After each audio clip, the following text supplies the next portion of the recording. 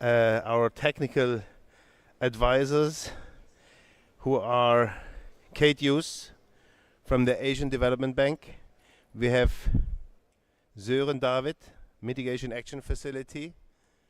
And then we have a colleague that I haven't had the pleasure to,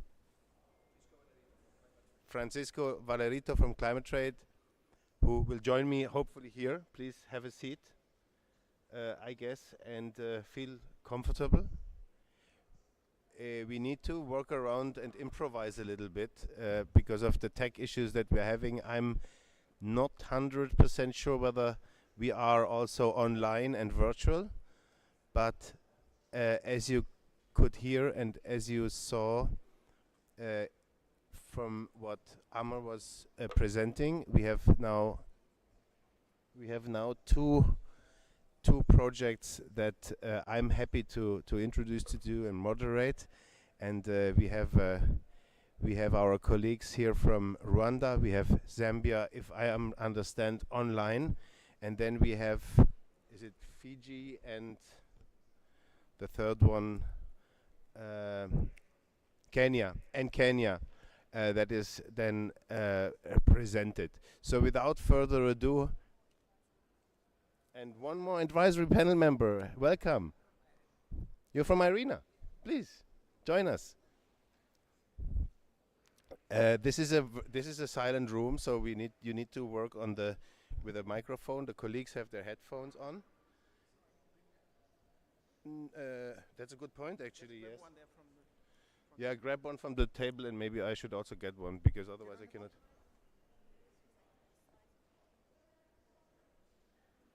I want to move. Yeah, that's a good.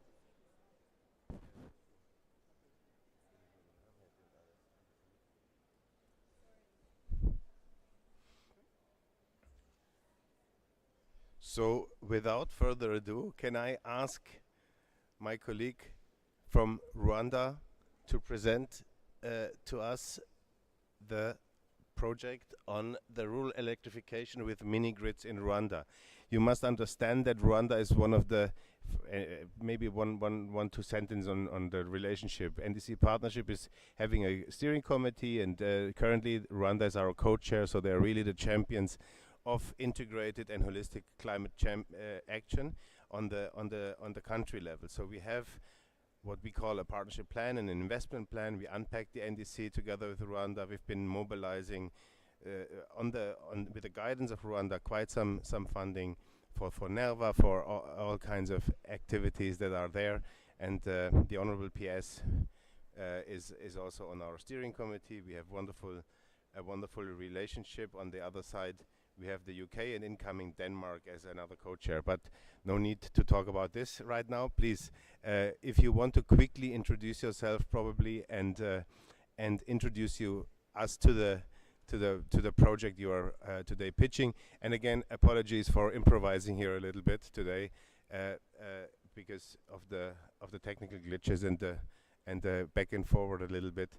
We need to be a bit more informal, so let's be relaxed and move ahead. But you would need a microphone, I think, otherwise colleagues cannot hear you. Or you come here. Is there? Or you can go to the podium.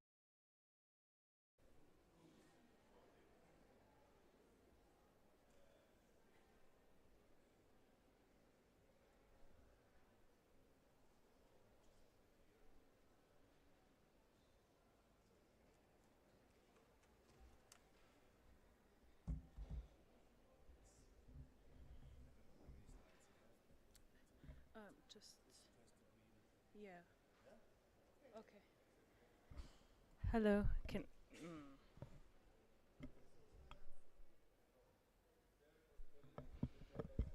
Good morning. Can everyone hear me? Okay.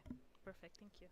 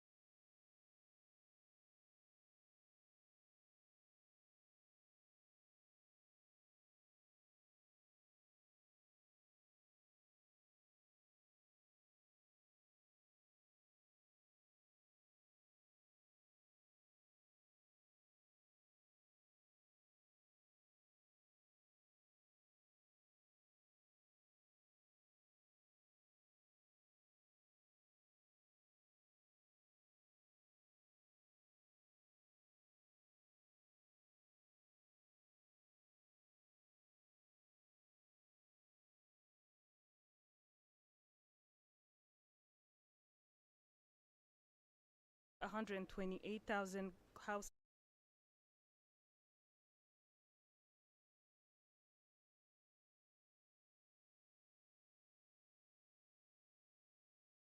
resilience.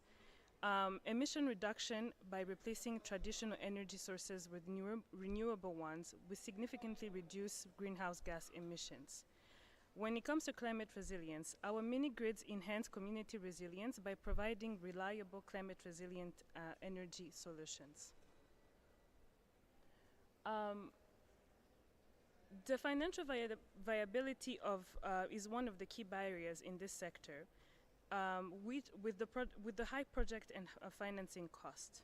Our project will address this by scaling mini-grids through the National Scaling Plan, where we will develop mini-grids at scale. This leads to reduced capital and operating costs. Attracting financing is also one of the key barriers, and as mini-grids become viable, we expect an increase in financing both locally and internationally. The execution and national alignment. Energy Development Corporation Limited is ideally positioned to lead this project, where we will streamline the regulatory procedure by developing a one-stop shop for mini-grids and improving stakeholder engagement. This project aligns with our NDC and mitigation targets, where we're in sync with the country's renewable energy ambitions.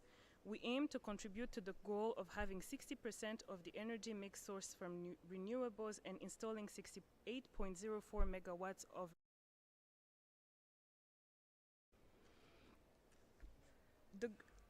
the project is aligned with our green growth climate resilience strategy, where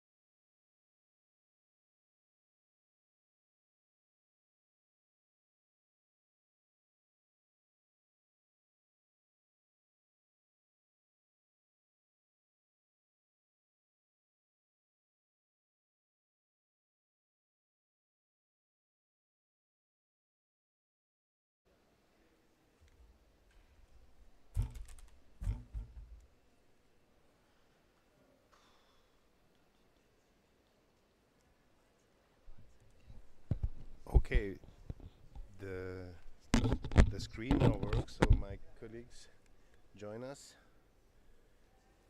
here. And thank you very, very much for this presentation.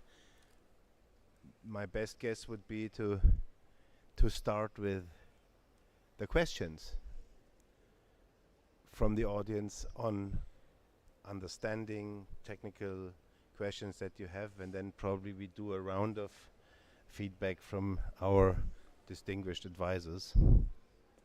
So any questions on that access project? And I think obviously it's very important. We cannot hear? What is he doing? I'm not. There is no floating mic, so speakers would need to come and use one here. Okay, I understand there's no floating mic, so you're happy or you're invited to come forward and use one of those microphones here. Not so convenient. Or you just come and shout loud. Bhutan, please. Let's try.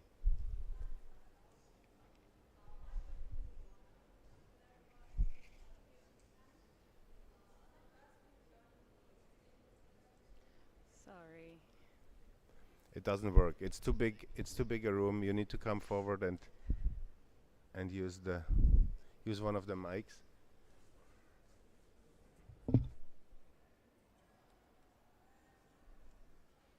Excellent. There's even some exercise involved here now in our room. That's great.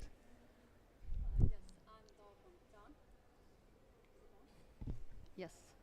So I'm Dawa from Bhutan.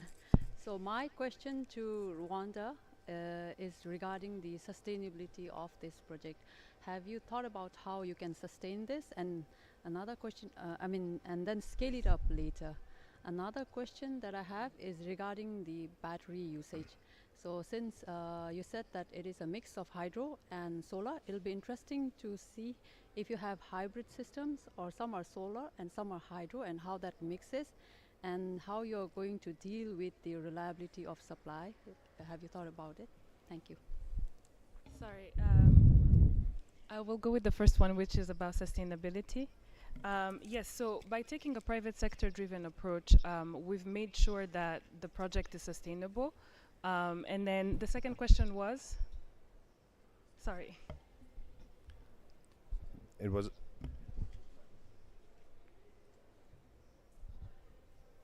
hydro and solar mix. How do you deal with the hybrid aspects? And the third one was the supply side of basically for maintenance and spare parts. The supply side and maintenance of spare parts. Yes.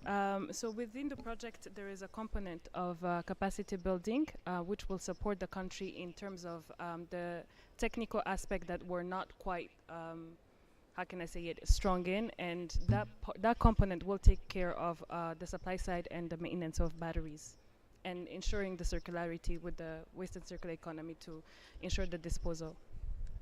Thank you.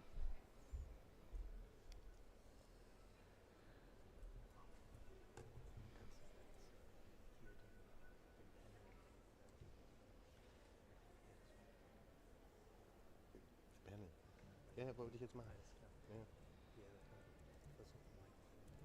Okay. Okay. So, okay, great. So, while our colleagues are trying to get a microphone, let's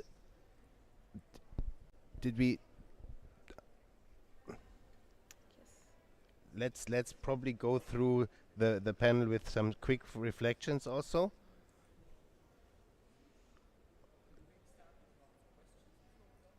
Yes, we can also do a round of questions, of course. So we had these 3 questions. Any other question? Kate. Norway. Please come and join us here.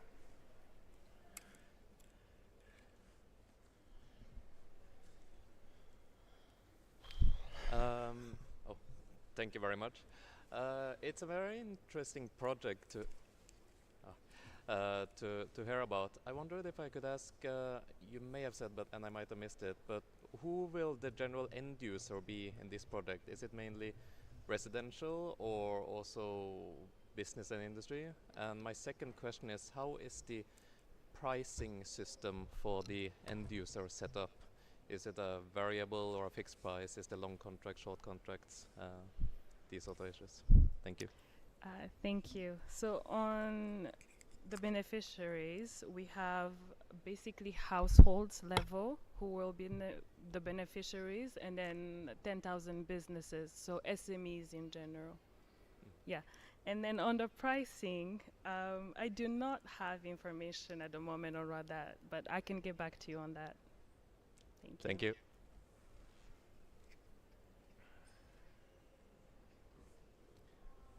Any other questions, please?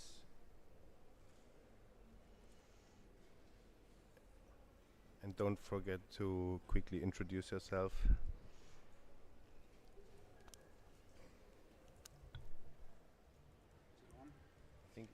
Yes, now it's on. Yeah. Thank you very much, and thank you very much for a very interesting presentation. Sounds like a great project.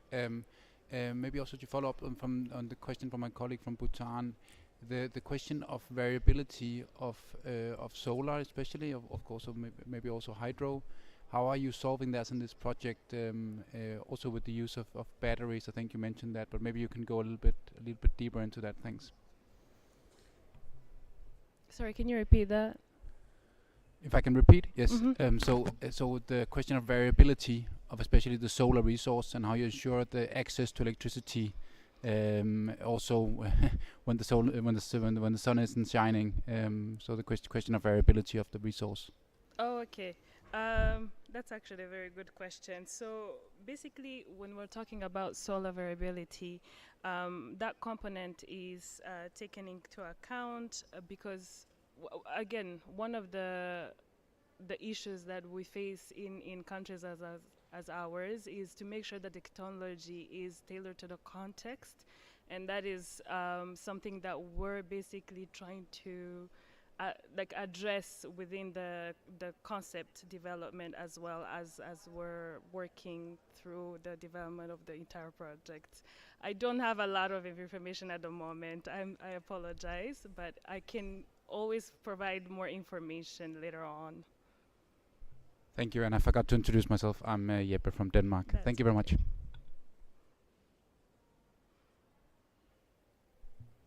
Excellent. I So- have a question. You had a Kate, please have, before we go to the advisory group, have another question from the audience. Kate first, and then this, and then we can Oh, do you want to do the audience first? audience first. Okay, please. Ideally, come in front because this is really not. The acoustics are challenging. And if you have to press exactly, and now it should work. Thank you. Alphonse from Burundi. Thank you for the presentation for this project. Just to know to get information about to waste management of the batteries.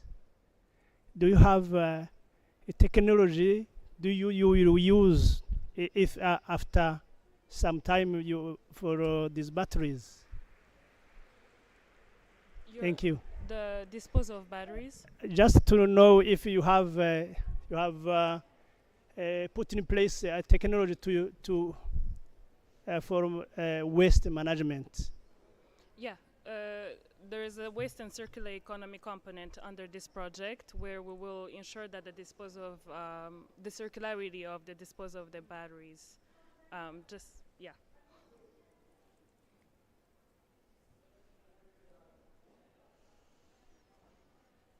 All right, Kate, your question, and then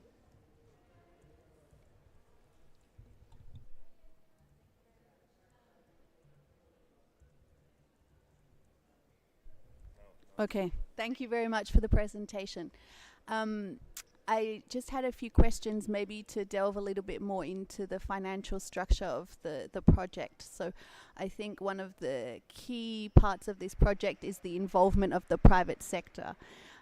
So it would be good to understand in the model, are you looking at a model of build, own, operate from the private sector so that they would still be involved in the operation?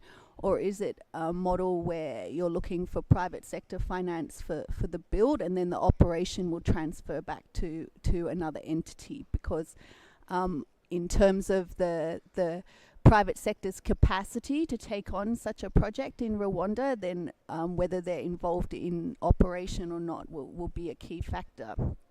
And related to that, I was interested what type of incentive structure you're looking at to incentivize the private sector to invest in these mini grids, and what type of funding you're looking for, concessional or blended finance, to try to help incentivize the private sector.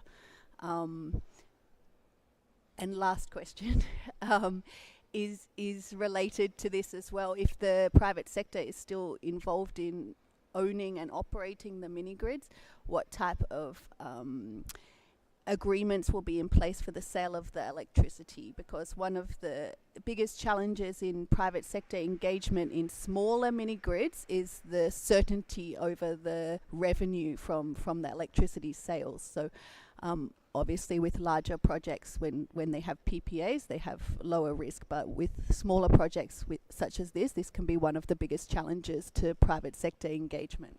Okay. Thanks very much. Thank you. So, first question, we're looking for, again, a private sector driven approach where the private sector will be at the core center of the implementation. So, at the beginning, at the inception phase, we have the government that will kind of be co-leading, if I can say, with the private sector. And then towards the end, as we phase out from the inception phase, then the private sector will completely take over. So that's what we're looking for, and that kind of ensures the sustainability component for this project. Sorry, the second question, please. Could you repeat the second question? Sure. It was, I think, related to the capacity of the private sector in Rwanda to take on a role as operator of Yeah. These types of mini grids. Definitely, we will have to build the capacity of the private sector.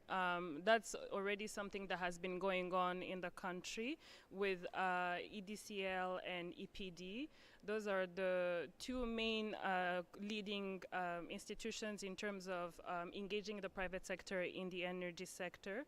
And we're basically make sure that as we implement it, as the government starts and leads it, we will phase out and private sector will take over by ensuring that they have the capacity building that they require to be able to implement it until the end. And then on the third one, I feel like in Rwanda, basically most energy companies use a pay-as-you-go model. And I believe that component will be taken care of as we keep using that model as well. Yeah.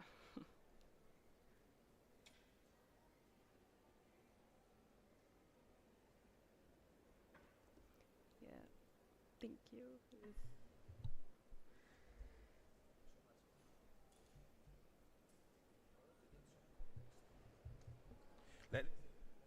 Let me try to, before we go, let's probably go through the advisors first, and then you present yourself, where you're coming from probably, and then you give a couple of reflections.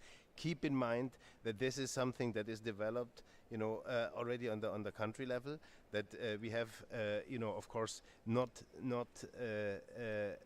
the all the people in the room are like the ones that own this project from tip to toe. That's very important. Have a look, of course, at the general potential of these projects, also from a in this case poverty reduction view, from a view of productivity, substitution of fuels and so forth. So very important to take these things into consideration. So my suggestion would be, let's go from right to left here to from you. Please introduce yourself. Where are you coming from? Very quickly, and have a round of thoughts on this project. Good morning. My name is Ashani Bartley, and I'm coming from the International Renewable Energy Agency. So, very briefly, I won't pose any questions. I will pose some advice, and I will also give a bit of what we offer and how we may support this project. In general, I think the project idea is quite good. The social and socio-economic aspects of it is also quite good, as my colleague said, from a poverty reduction perspective.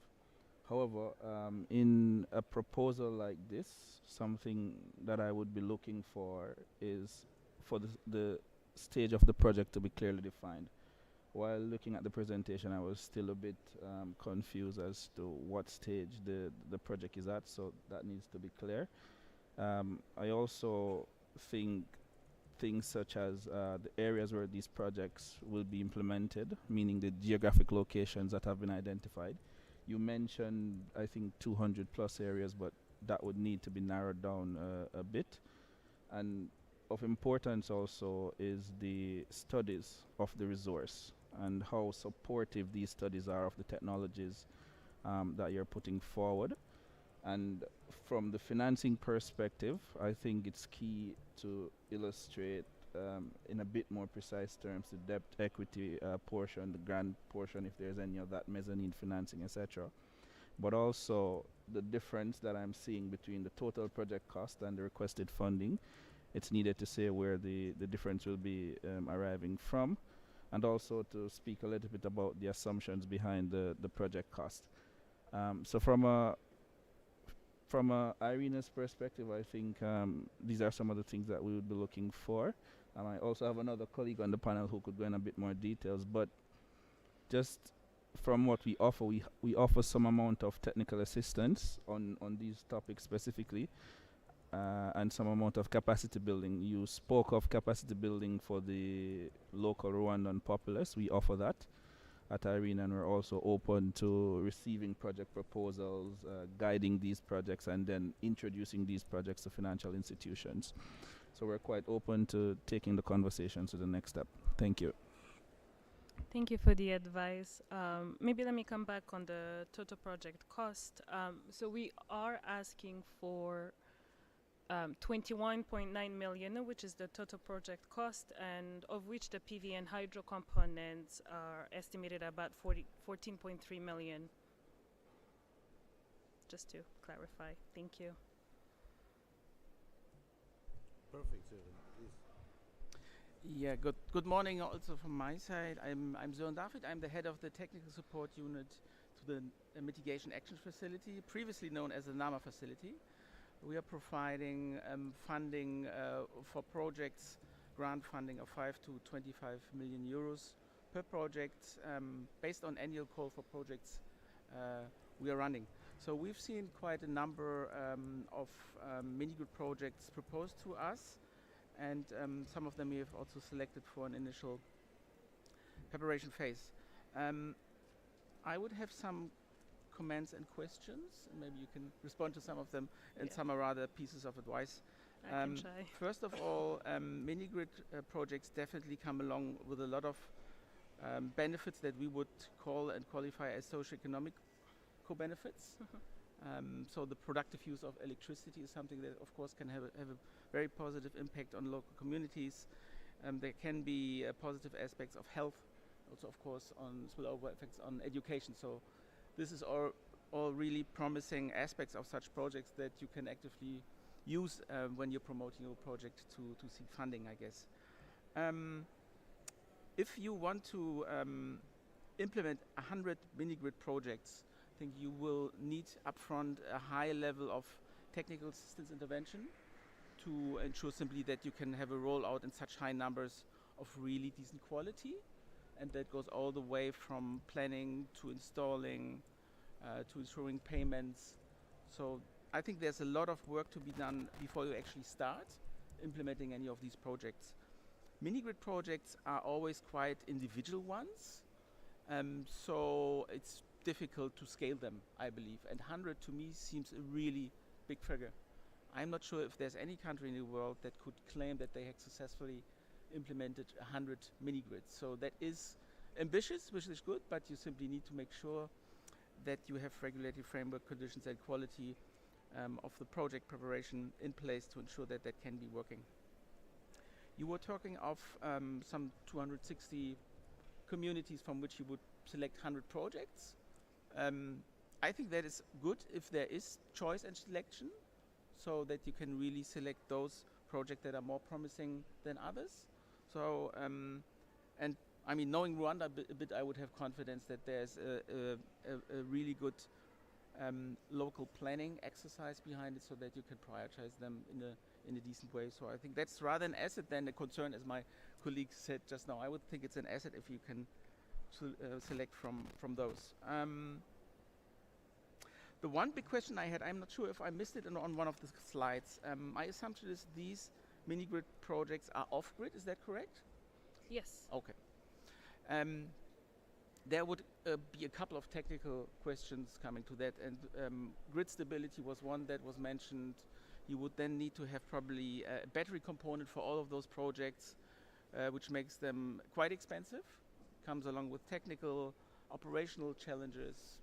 You need to actually make savements in the first years of operation to be able to replace them. So there's a couple of challenges coming along with that, and you would need to carefully plan for those. You mentioned a project lifespan of 10 years. If you want to roll out 100 mini-grids, I think that is still on the lower end probably of what you would need in terms of time, because once again, I believe you need to prepare for the rollout, and then you basically need to engage with them one-on-one. If you have private investors, the question wasn't really addressed who's actually operating them. Is the entities operating also investors? See that in a lot of cases on mini-grids, that basically construction companies are the ones that build and operate those systems. So I think that needs clarity if there's a distinction of these roles, or if there's companies who are going both sides. I would personally be a bit skeptical about this choice of technology, I must say honestly, the mix of hydro and solar PV. Hydropower projects, and you mentioned the size of 25 kV per project. They are even more challenging than normal mini-grid projects, because the technology, once again, is really difficult, and you need to have a lot of upstream feasibility work to actually be sure that you have a site that can be working. In terms of cost effectiveness, hydropower projects, they would have difficulty competing with solar PV projects, even if those would have a battery component. So I would advise to look again into that choice of technology if you really want to go into hydropower projects. What I haven't seen, and what is of course quite key for any climate finance contributions you would tap into, would be to have a proper quantification of your mitigation potential. I haven't seen that on the slides, how much emissions you would actually mitigate with those projects. I think that would be key to specify. And then, of course, this is a project that you can look at from a climate finance perspective, but also it has aspects of energy access to it. So maybe one way to approach this would also to look into sources of concessional donor funding that are rather on this energy access side, which is not always identical with climate finance. So there you might have the chance to tap actually into other sources of funding. And then lastly, what really is key is to gauge the interest for private investment, and to understand how in such an area that private investors would typically qualify as high risk, how you can actually raise the interest to invest in those projects. It was mentioned before, there needs to be a proper business model where you actually detail what portion would be equity, who's providing debt, what kind of donor funding would be involved. You have a forceful development bank in Rwanda, and I would expect RDB to be part of the implementation setup, and for them to take the lead on basically leveraging funding from any sources. That were my comments, hopefully not too long. Thank you, Søren. Back to you. Good luck with that. Thank you for the comments. I think one thing I really wanted to highlight is the fact that Rwanda is always pursuing alternatives, solutions that are really contextualized to its context. And I know you mentioned that solar projects are kind of hard to implement, and they're a bit more complex. But I think with the potential of basically 4.5 kilowatt per hour per square meter, and a peak of 5 hours in terms of sunlight, we do believe that solar energy has a huge potential in Rwanda. And of course, we will go ahead and develop the concept a bit more further in a more detailed manner that takes into account the financial aspect, the technological aspect as well. But we see a lot of potential in this project, and we will have more chances to prove it down the line in a more detailed manner. Thank you. For sure, and I think this is exactly what we are here for also, right? Very early ideas, maybe we see a bit more like mature ideas in the forthcoming discussions. We have 5 minutes left. I want you to, because Søren was pretty comprehensive, but let's probably go give you 3 sentences each to add on top of what has already been said, so that we can move to the next case, and then. Thank you so much. My name is Chandrakant Ingole. I am also from IRENA, and my colleague has already delineated the requirements. However, I have got few suggestions for the proposal.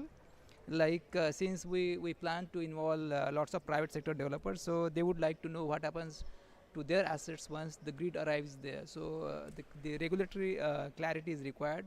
So whether whether the utility they are going to take over the assets of the projects, and whether how it's going to be handled. So that kind of surety and security is required for the private sector developers. Second thing is in any community based project, the participation of community is very important. So what I suggest is that from the project cost, it feels like it's in the something like the debt to equity ratio is 2:1. I'm not sure though, but whatever small equity is there, if the community can contribute something towards the project, nothing like that, both cash or kind, because ultimately it's their project. So we need to think in that direction also. And the third one is if we plan to borrow capital from a private sector, so they also need security for that. So what kind of security you're going to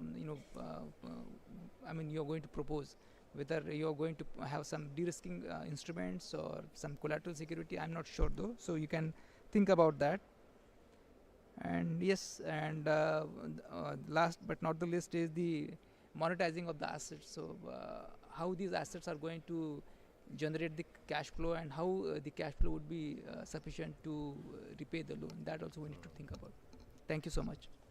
Thank you. Great. You want to come in?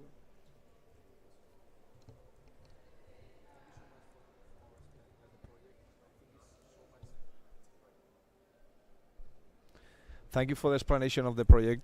I think it's so much needed. And well, my name is Francisco Benedito. I'm the CEO of Climate Trade and founder of Climate Coin. Back in 2016, I've been working on climate and sustainable finance, blended finance for many years. I think that as there is an additionality concept here in terms of the carbon markets for your project, I'm like one of the biggest experts on this worldwide. So I think that today it is very important to introduce the carbon component in your project, because there is an additionality in terms of the mini grids, in terms of the co-benefits that you are going to be generating in the area. And I think that carbon forward could be one new way to co-finance what you are going to be doing there, right? So I think that there is a big component that you should introduce in the project. I'm very concerned to understand more about the project. If it is written, I would like to be able that maybe we can help somehow. And on the component side, I don't share any of the things that my colleagues already did in terms of the battery component, which is basic. I really believe that the solar component is very important, obviously,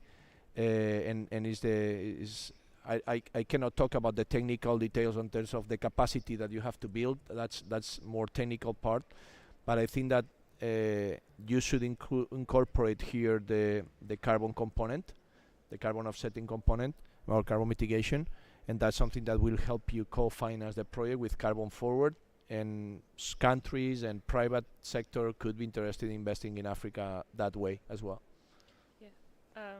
Thank you so much. Actually, this project concept note was developed before the carbon market framework for the country had been actually adopted, which was adopted in September 2023.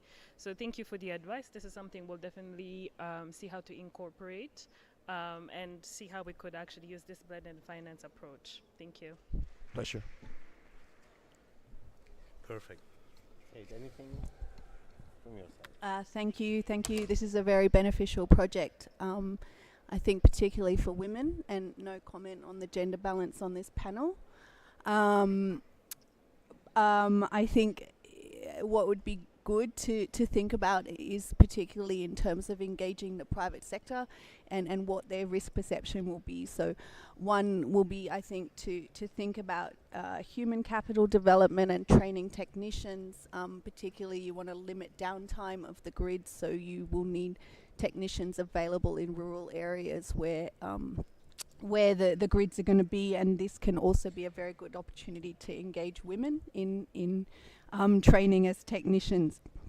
I think also supply chain quality will be a big issue for the private sector, and how to manage that.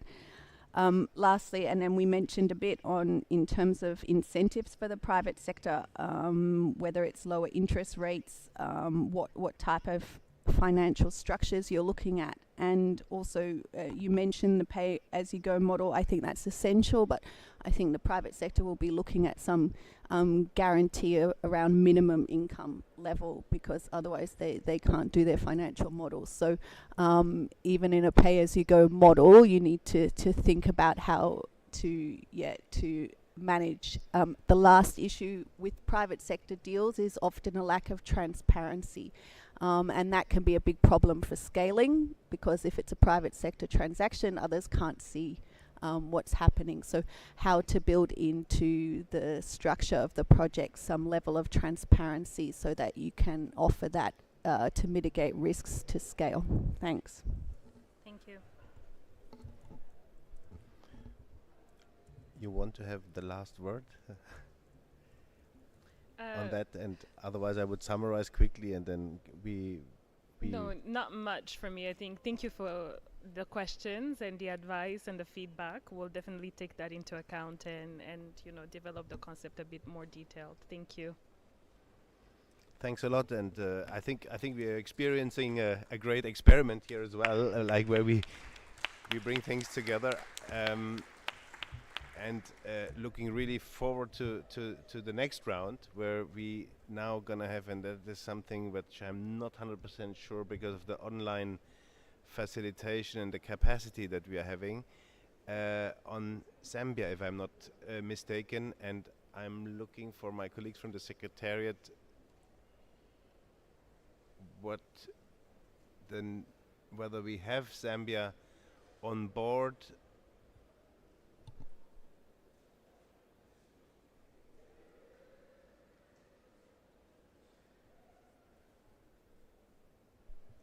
And whether we can have a presentation online.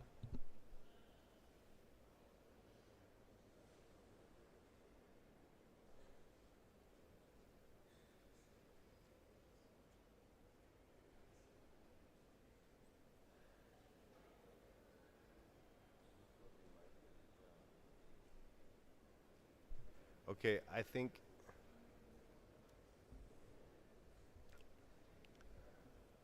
what we could do.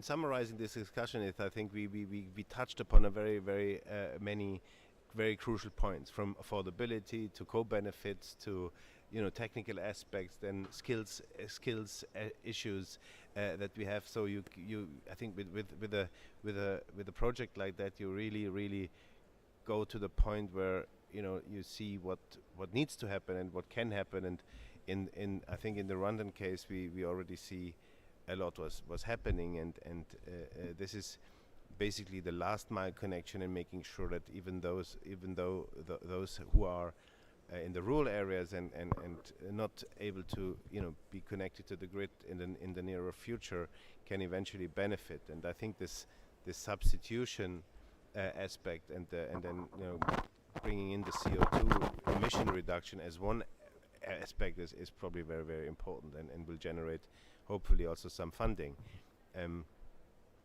I was based in Namibia for 4.5 years, and I saw a lot of mini grids, and it was always striking to see, on one hand, what difference it made, but then again, if you use a prepaid system, it was also a challenge for the people, because they had their phones prepaid, they had their electricity prepaid, and the income was, of course, also pretty vulnerable sometimes, especially in the rural and poor areas. But whether it's the government bodies and the clinics, the doctors, the workshops, the smallest enterprises, they really benefited from this access, and we should not underestimate that, and make sure that we are not putting this aside. Any news? How is it going? It's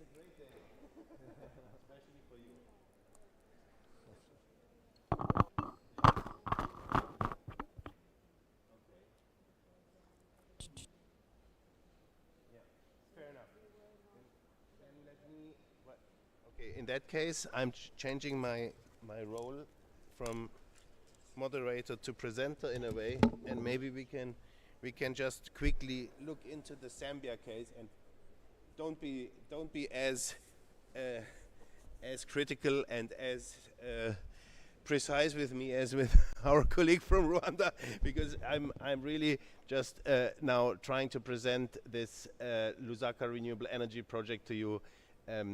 That is one element that we have with Zambia, and with Zambia it's very important to understand that's with Zambia we really looked into the NDCs, and we had UNEP, GIZ, World Bank, and others joining this exercise, and looked into how can we break down the Zambian NDC and into something that goes across the government and covers not only the enhanced transparency framework, the review of the NDC, but really goes into the various sectors, just as we just heard from Rwanda, where they really go into that depth of the sectoral planning, national development planning, and also eventually the financial part of it.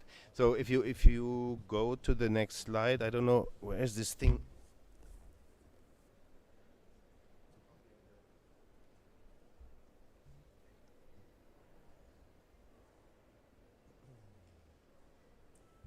Thank you.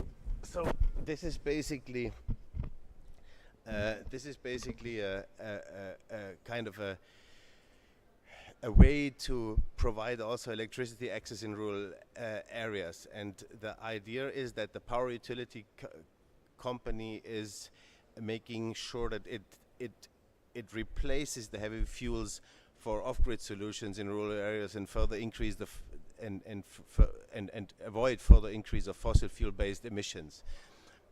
This is especially important, and we have a very similar kind of setup here as I guess in Rwanda, where we have like the rural area being struck by poverty, by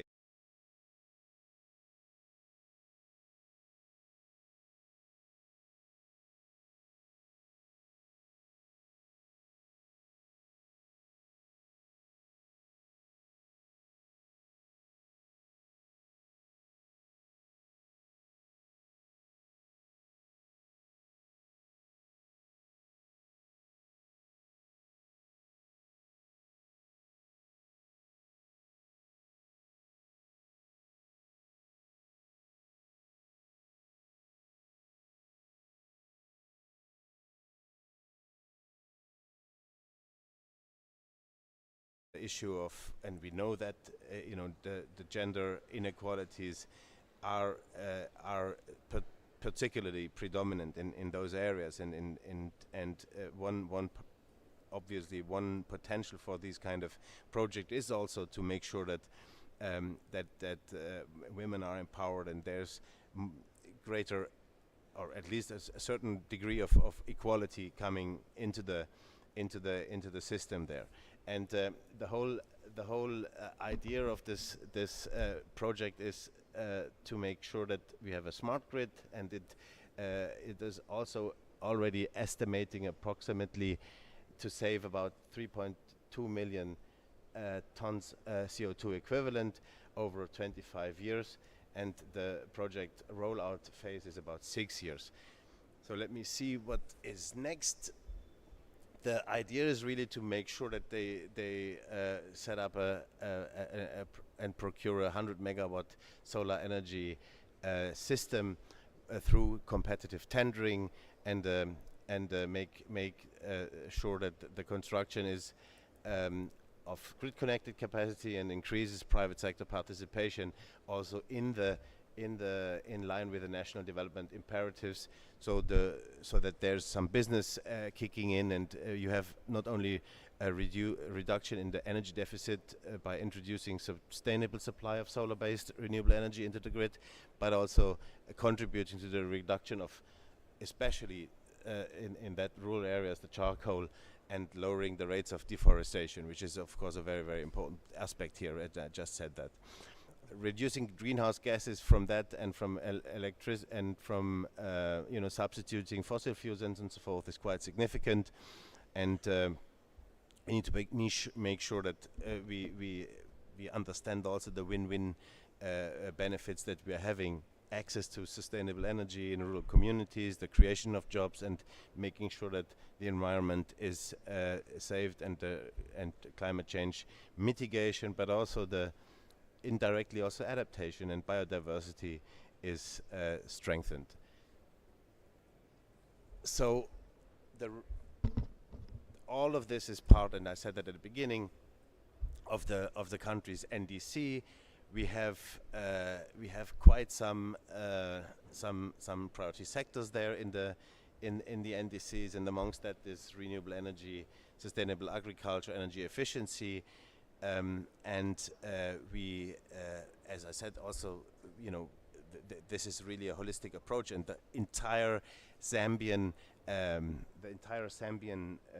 partnership plan, or the investment plan around the NDCs until 2030 is $17 billion across the board, with quite significant investments ahead, and very, very aligned with the national development plan. And I think that's a really a very good example of how a country across the board and across ministries and sectors is trying to go forward on the basis of the national determined contributions and in line with what is there. So the justification of the funding request is as follows. We have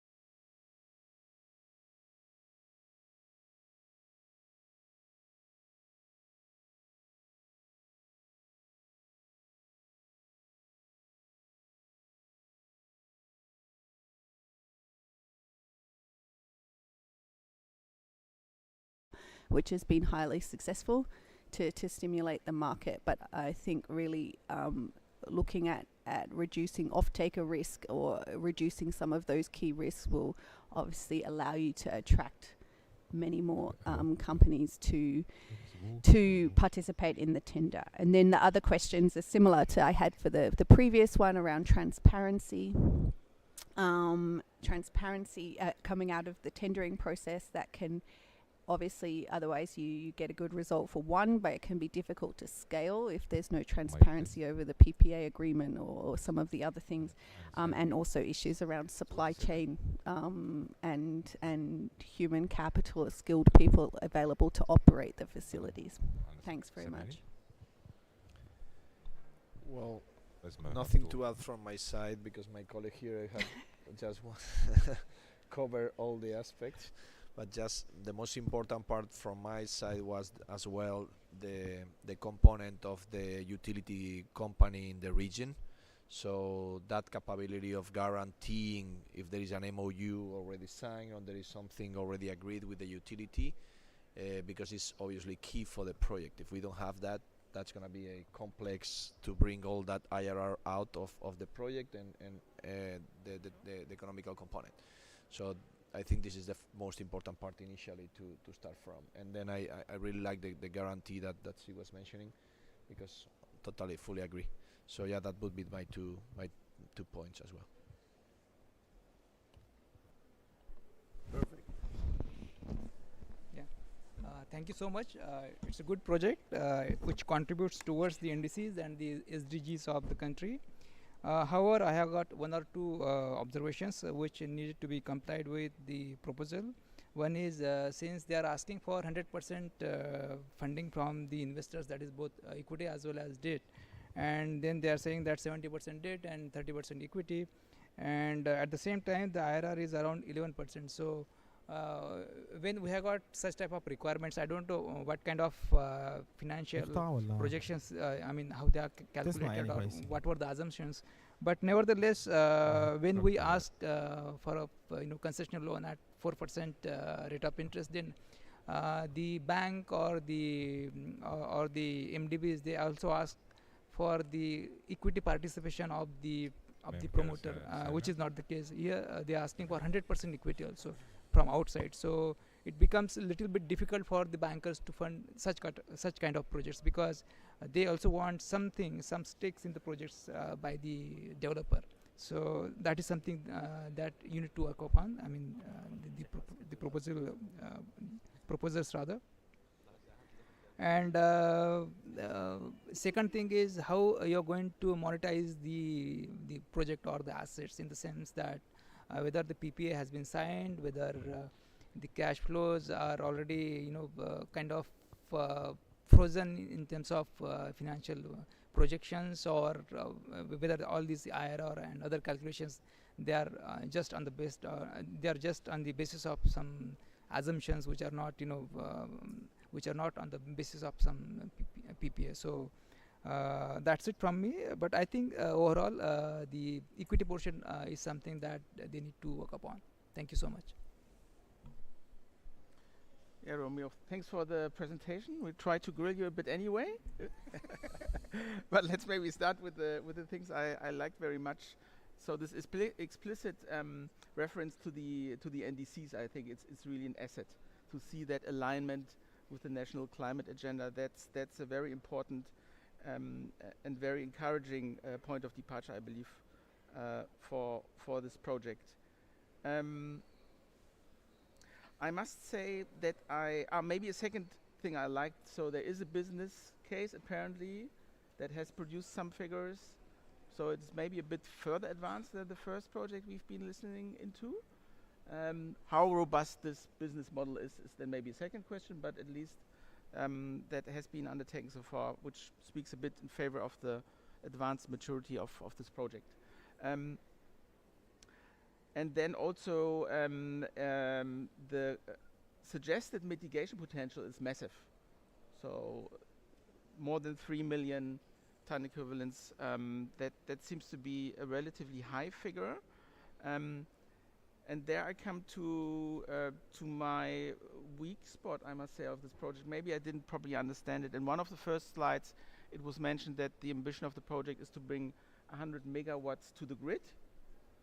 And then later on, I read also that the mitigation stems actually from reduced use of charcoal. So I would assume, and then there's also mentioned that it's decentralized systems that will be promoted. So I'm a bit puzzled here. So is this now on-grid or not? I guess it's not on-grid, right? And if this is once again mini-grid systems that are off-grid, they would come with additional challenges comparable to what we've seen in the first project. Romeo, can you confirm that? Are we talking about mini-grid projects here? I don't think so, to be honest. But let's. I think let's it is let's on make grid. sure we On bring- grid. Yeah, Okay. it says We that bring it's in- grid Okay. connected 100 megawatt. Okay. Then the question is a bit, how do you suppress the demand of charcoal by having on-grid projects? Because the rural population, they would receive clean electricity, that is great, but it's supposed to be replacing their use of charcoal for cooking purposes, right? So I'm not quite sure how that is going to Also, work out in but practice. I hear we have Mr. Mainzer and Brian on the online, and maybe if tech allows, we can potentially bring him in, but I'm not so sure. And I also see that Saudamini is busy discussing things. Is the presenter, folks, is the presenter online? The original presenter? No?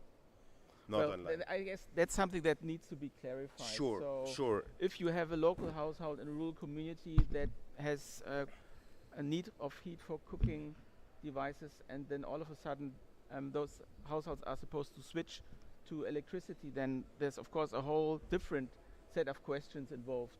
What devices they have, how they would pay for the electricity, and then there is a big, massive other problem in the room, and that is governance.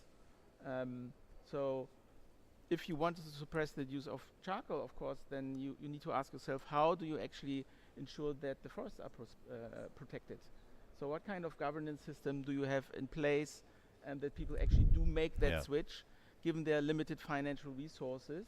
Because I suppose they must pay for the electricity. So how do you encourage local households to actually do that if maybe they can collect the firewood for free?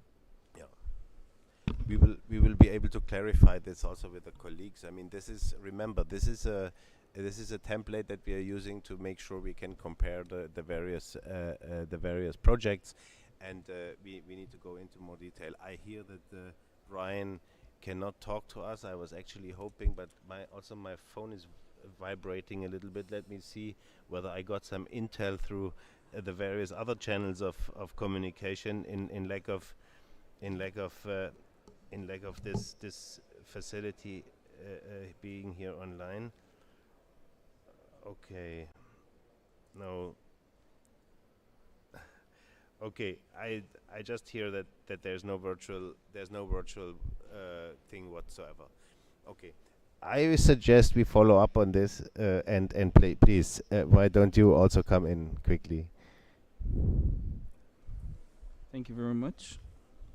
As my colleague beside me said, there are quite a few good areas of the project, maintaining the biodiversity, the CO2 emissions aspect of it, also the lowering the rates of deforestation, NDC support, etc. As my earlier colleague said at the start, the energy tendering process is also a good one. But the transparency and also the level of competitiveness is needed. Just a bit on the debt to equity ratio. What we've seen in our experience is that when sponsors have zero amount of equity in the project, then financiers are usually a bit more skeptical to invest because of the simple reason they don't believe the sponsors have any skin in the game. Sometimes the sponsors may have physical assets such as land, for example, which we advise to build into the equity portion to have some stake, to show the potential financiers that you are serious. So this is something that needs to be addressed. before going to market looking for financing. Just quickly on the IRR, we saw different percentages for the IRR. It would be good to know if these are the prevailing IRR within the country for this technology and also within close countries for this technology. And this could give us an idea of if these projections are feasible going forward. Something that I didn't see also is the resource study. So this is something that is key for any renewable energy project. As we know, resources are intermittent, so if there could be some reference to studies that have backed up the sustainability of the resource, then that would be quite good. And touching on the grid connection of the project, assuming the project is being connected to the grid, it would be good to know if the current grid structure is able to absorb this relatively large project, and if not, what are the remedies and reinforcements that are foreseen to be made to the grid to absorb this. And finally, it would have been good to see the contracts that were already in place and completed. I see there's some other slides with that.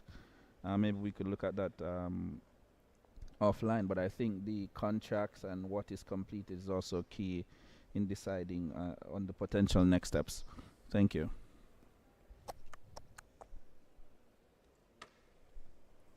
Thanks for that feedback.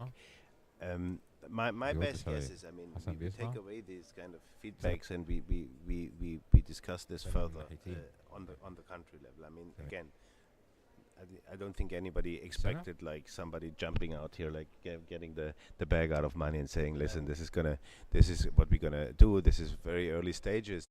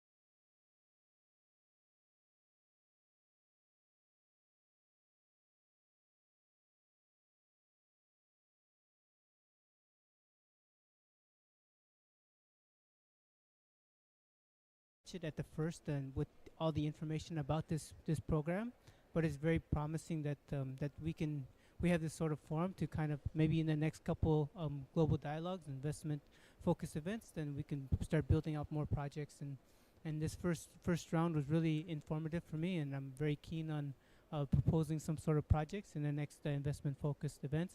I just want to thank the panel for you guys' support and the expert advice that you guys have given on this. And so I just look forward to the next investment-focused event, and just kudos to you for dealing with the technical problems. That's very kind of you. Very uplifting and future-oriented. We like that. And let's think in that direction indeed. I mean, this is an experiment, right? I mean, this is exactly what we want to hear from you. Also, maybe as a feedback, you know, if you don't want to react to one or the other project right now, or maybe later, I think the co-chairs of the mitigation work program, us as the kind of the conveners here, would be very, very keen on understanding whether that's something you feel comfortable with, where you think this is the right audience, this is the right place to exchange on this, always provided, of course, that we have the critical mass in the room and the communication is working, and you're not stuck with with someone who has like read through a slide once and present a document to you of which he has no further details about. But anyhow, we need to take this with humor and with some eloquence, I guess. Not everything works sometimes.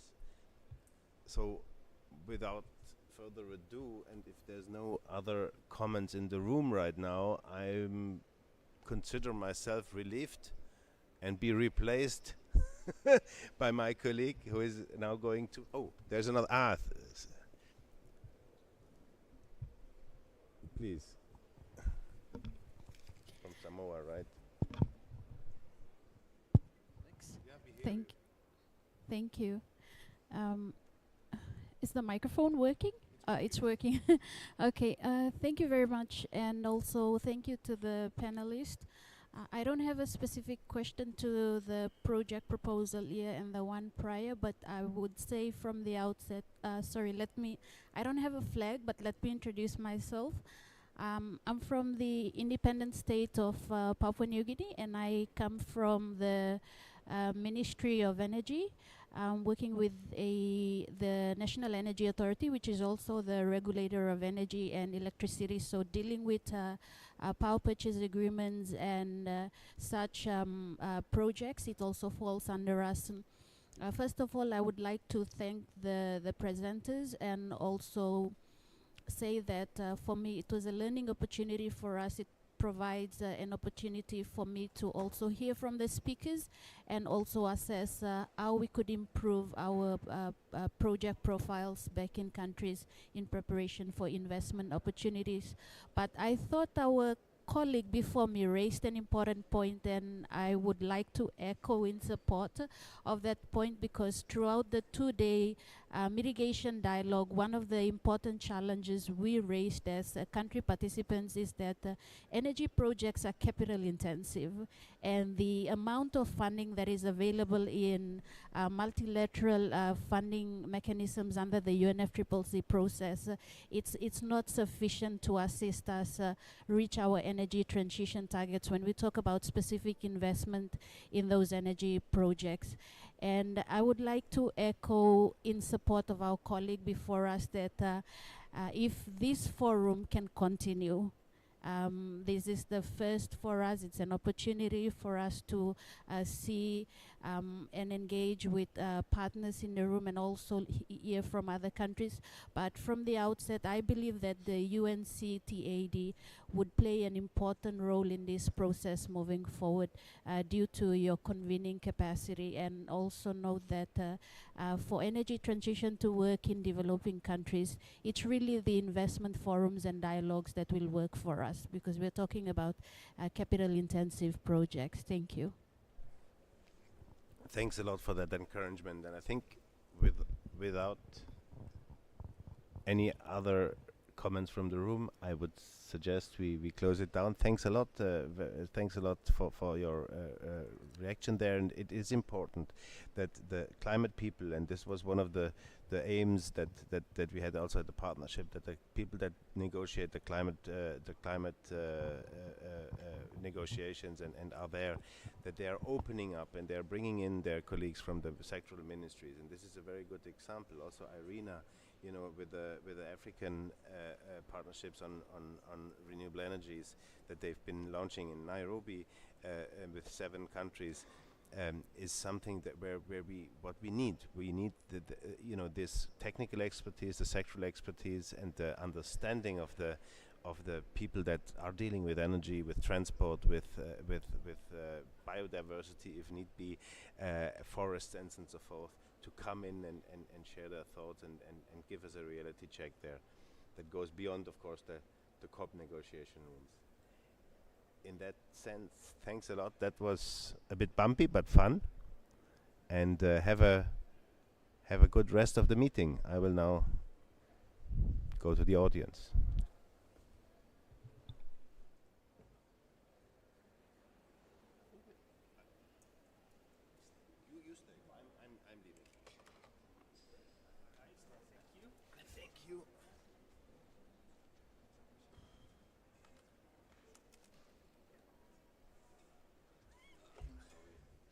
All right, well, hello. Can you hear me well? I assume you can. Hi, my name is Mohammed Higazi. I am the transport lead from the Climate Champions team, and I'm delighted to be here. And if you say that some things didn't go well, I come from a society where nothing goes well, and we still need to find a way to continue going. You know, challenges are big, and we're here to solve them. Obviously, climate change is one of the bigger ones. So, lucky to be here, and let's continue. Now, I would like to introduce my colleague, and if you can move to the next slide. Can we please pull out the presentation? Yes, we'll be changing presentations, and my colleague Mazen Souedan from the finance team in the Climate Champions will be taking the stage to present to us the presentation that we tried to do this morning and talk a little bit about the background of why we're here today from the Climate Champions Champions team side, the projects that in the project compendium we were working on aggregating and bringing together, putting non-state actors at the fore, pushing them to prepare projects that they can then deliver with the parties and hopefully with your support and to learn about it. Mazen, can I ask you to come to the floor, please?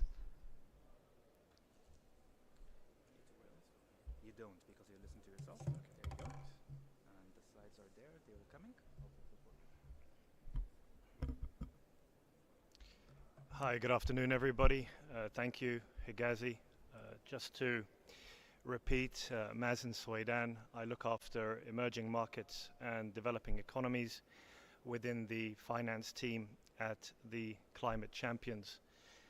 The intention, as Higazi mentioned, is just for me to take 5 minutes of your time ahead of the presentation by the remaining two projects, which form part of our pipeline that we've been working on over the last 12 months and indeed featured as part of the compendium of projects or climate-related initiatives that was released at COP27. So I'll take you through those slides, the slides that the high-level champion for COP27, Dr. Muhyiddin, was supposed to talk you through this morning. I suspect some of you will be familiar with the work that we've been doing at the Champions, but as I said, this should probably take no more than 5 minutes or so.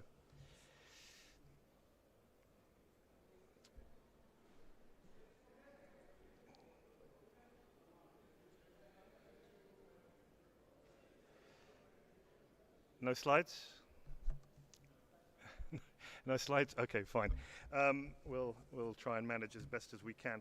Okay, so last year, under the directorship of Dr. Muhyiddin, and at the time Nigel Topping, the high-level climate champion for COP26, we set about working with various related parties, including the presidencies and the 5 regional UN commissions, essentially the parties, to identify projects that we called, that we thought were bankable, that reflected the priorities of the parties. Indeed, many of the projects that were submitted, form part of the parties' NDCs and by extension, obviously reflected their priorities. We sourced at the end of that process, almost over 450 projects. Admittedly, it was going to be very difficult for us to try and socialize all of those opportunities with prospective investors and financiers.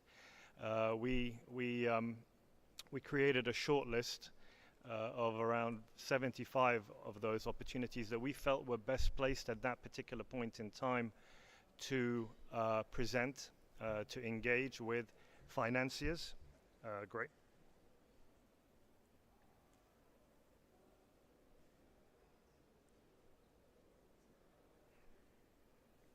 Nope.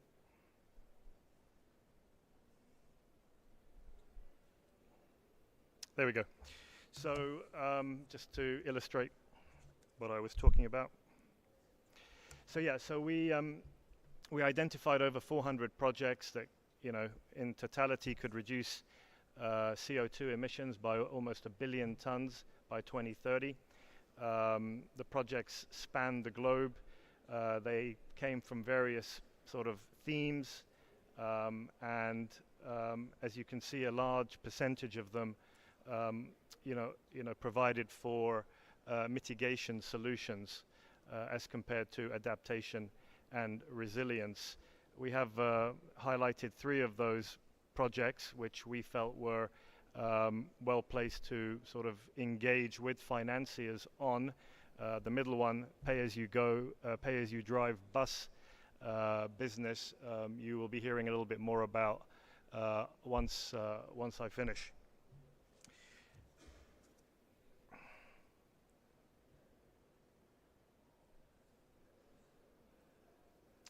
So yeah, this slide just sort of summarizes, where we were and where we are today.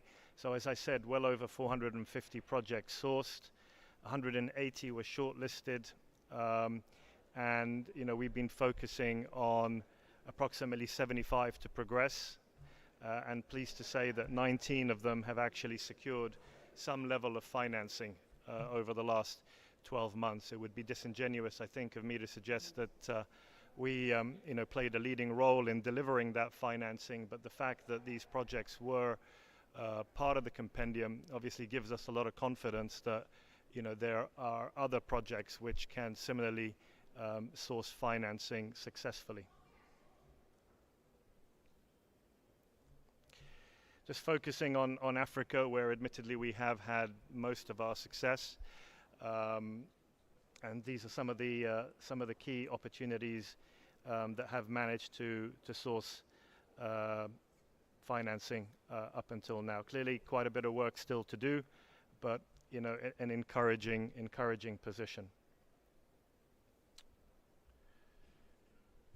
In terms of where we take this forward, certainly the plan is to continue our work, utilizing our convening power along with the related stakeholders, the regional UN commissions and obviously the COP presidencies, and really kind of focus on those opportunities that are best placed to proceed.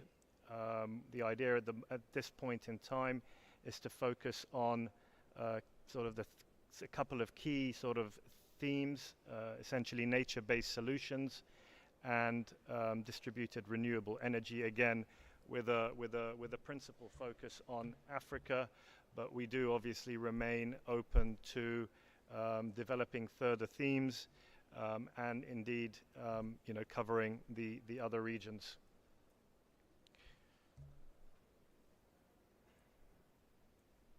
So just some parting words in terms of things that you might be able to support us with. We are still scoping the opportunity. We continue to do that on an ongoing basis, but in terms of financiers, we would obviously encourage you to connect with project owners. Let us know if any of the opportunities that we continue to socialize are of interest, and we're obviously happy to make the connection. In terms of the parties themselves, we would continue to obviously encourage the development of the local ecosystem that will allow for financing to flow, and obviously happy to make the relevant connections. Thank you very much. I'll pass on back to Higazi. Thank you.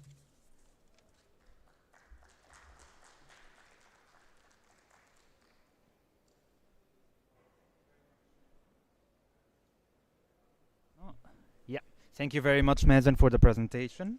I warned you, you should not expect things to work, so we had some slide issues, but now we'll be moving to the next ones. And I really think that this is the essence of why we are here, because the essence of finance is to try to identify the risks, allocate the risks to the right party that can best manage them, lower them, and that's when the money flows. And this is ultimately why we're here. And now I would like to invite our next speaker to come on stage. We'll be hearing from BOG, which is a project based in Kenya. And trust me, I run a company in Cairo. We basically saw a project in Kenya. We're like, let's do that back home. Took us many more years to replicate, but it's definitely a replicable example to follow. So the floor is all yours, and we'll be pulling the next presentation shortly. Thank you. Can you hear me? Yep. Can we get the presentation?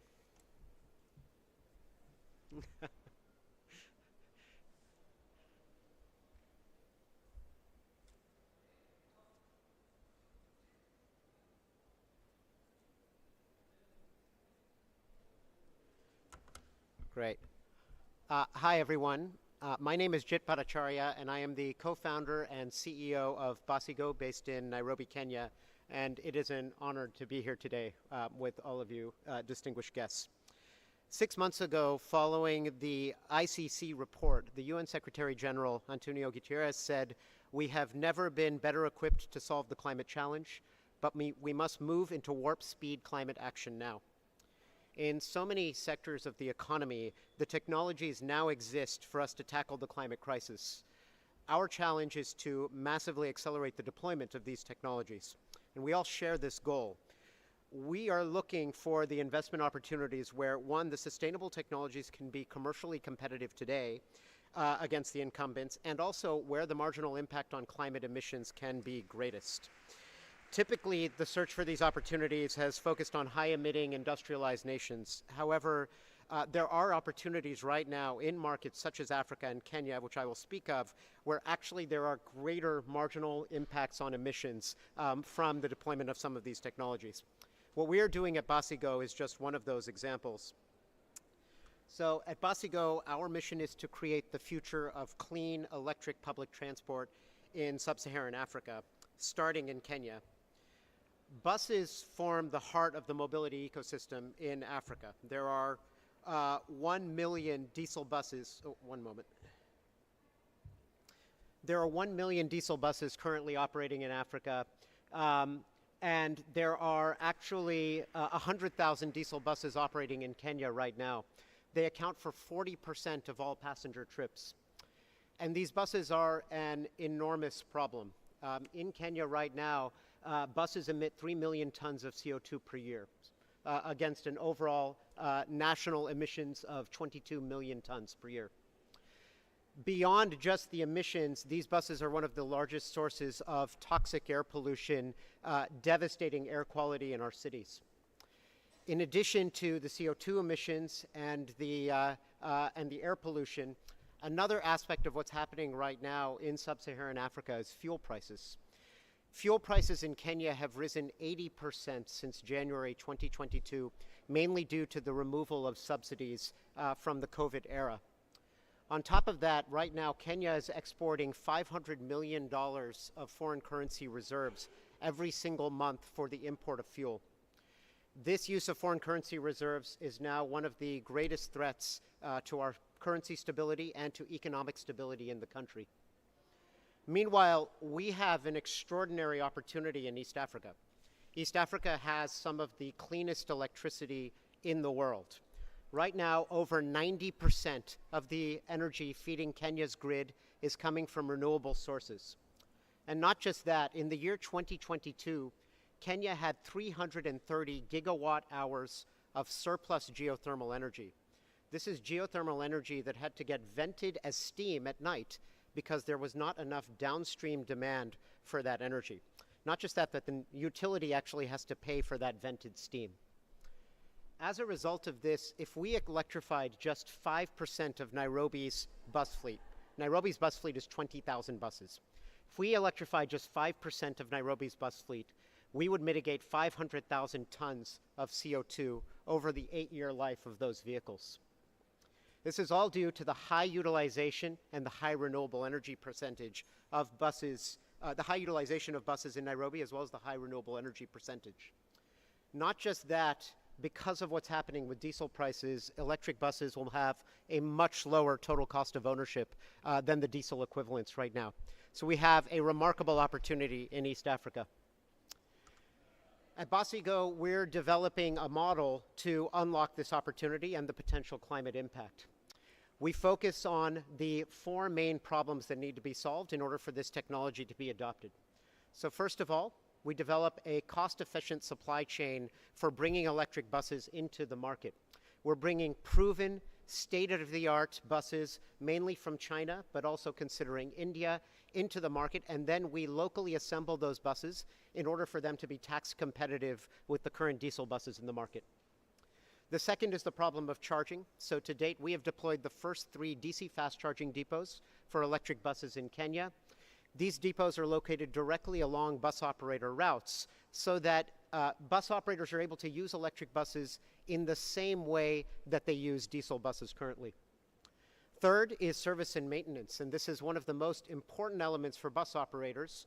We have trained and equipped an expert service team on this technology, and we actually guarantee to bus operators that their electric bus will have a higher uptime than their equivalent diesel buses. And even after solving those operational elements, we then get to the most important problem. And that is, while the lifetime cost of an electric bus is now lower than a diesel bus in Kenya, the upfront cost is still higher, like so many renewable technologies. The typical electric bus with the current technology cost is about 2 to 3x the cost of the equivalent diesel bus. The way we solve this is through the same pay-as-you-go model we've seen work in the deployment of so many renewable technologies in Africa. So ours is called pay-as-you-drive. This is a technology-enabled leasing model that makes both the upfront cost and the operating cost of an electric bus lower for the operator, simplifying their path to adoption. This is what we've achieved to date. So Basigo, we were only founded in 2021. We're only 2 years old as a company. But in that time, we have brought the first ever electric buses into operation in Nairobi. They began operation in March of 2022. To date, we now have 19 electric buses operating with 6 different private sector bus operators in Kenya. Important to note that in so much of sub-Saharan Africa, the public transport market is actually private sector. Our buses are driving 120,000 kilometers every single month. They carry 200,000 passengers in Nairobi every month, and they mitigate 50 tons of CO2 every month. Beyond that, the buses are actually incredibly reliable. On average, each of our buses is down for only 1 day every single month. The comparable diesel bus is down 3 to 4 days a month because it needs oil changes, transmission service, all the things that we're really accustomed to for a vehicle in operation. Because of this higher reliability and because also of the popularity, our electric buses are modern, they're comfortable, they're safer, they come with Wi-Fi, they are quiet, and so what you see now is that passengers actually are elbowing each other out of the way to get onto these buses when they get to the stages in Nairobi. Because of this popularity and the higher uptime, operators are actually making 20% higher revenue from these electric buses compared to their diesel buses right now. Our fundamental innovation is the pay-as-you-drive financing model. Through this is a model that actually was pioneered in the United States and Latin America, and we've brought it over from those markets and tailored it for the highly fragmented public transport ecosystem that we have in sub-Saharan Africa. In this model, operators have one of 2 options. So the first, and the one that's typically preferred, is that they lease the entire bus from us through an operating lease. So this is a model where they do not build any equity in the asset. We retain ownership of the asset, but for a very low down payment, they're able to access the electric bus and use it. Alternatively, because many bus operators in Africa prefer to actually own their asset, we will sell them the electric bus for the same upfront cost of the diesel bus. And we're able to do this because when we sell them the electric bus, we do not sell them the battery.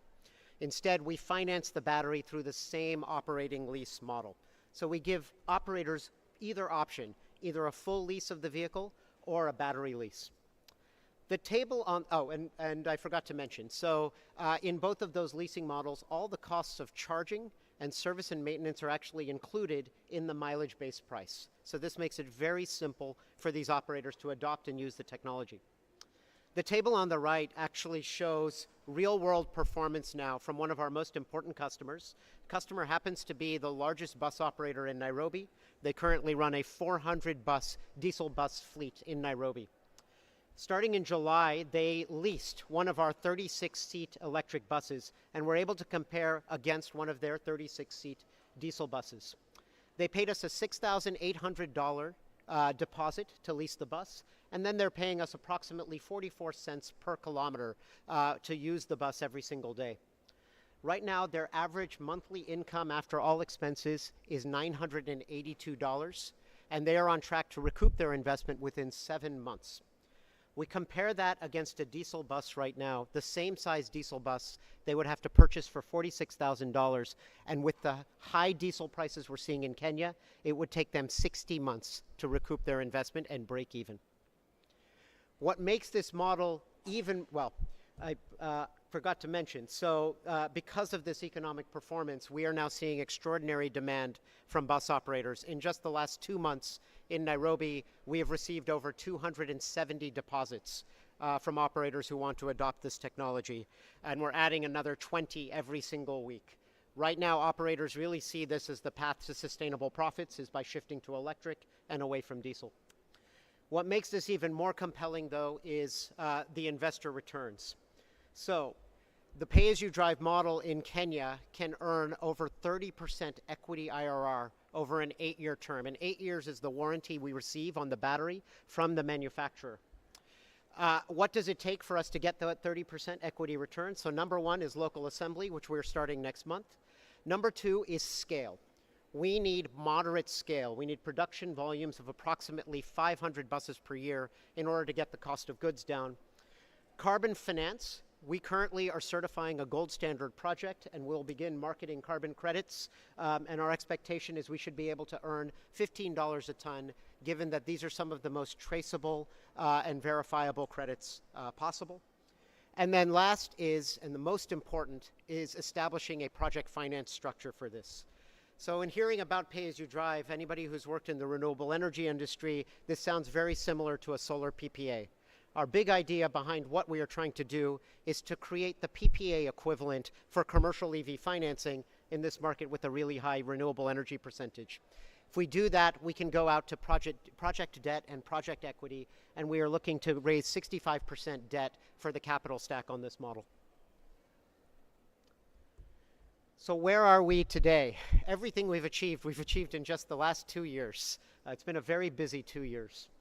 We have raised $12 million USD to date, as well as $2 million in grants.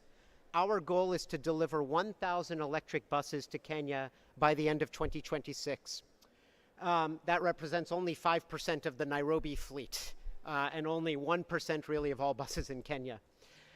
Financing of 1,000 electric buses requires $174 million of total capital. Right now, we are raising $35 million for our next step on this journey to scale to basically 160 buses deployed. We're looking for 60% of that to be debt and 40% of that to be equity, but not quite. Actually, it's only 30% equity, and then the remaining 10% we're looking for carbon finance as we certify our gold standard project. The key area, and one of the reasons I am here, is that the extraordinary equity returns.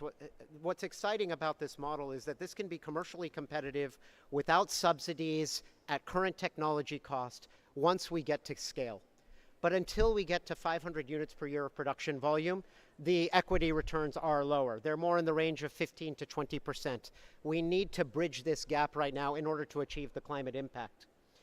But early scale-up of this project will set the foundation for us converting not only Nairobi's entire fleet of buses, but we can expand this entire model to any other high-mileage urban commercial vehicle. So think courier delivery trucks or other types of commercial vehicles in the market. And we can also take it to other countries. So I'm very proud to share that we are not just in Kenya anymore. Our first electric buses for Kigali will be landing in about 3 weeks' time. So we're very excited to take this same model that allows us to scale in Kenya now into other markets in East Africa. So I'll close with where I began, which is the technologies now exist for us to meet this moment and solve the climate crisis. Now is the time for us to innovate in how we can deploy at much larger scale. So much of that comes down to financing and structuring the operations so that the people on the ground can actually see benefit from these technologies. And that's what we're trying to do with Basigo in the electrification of public transport. Thank you.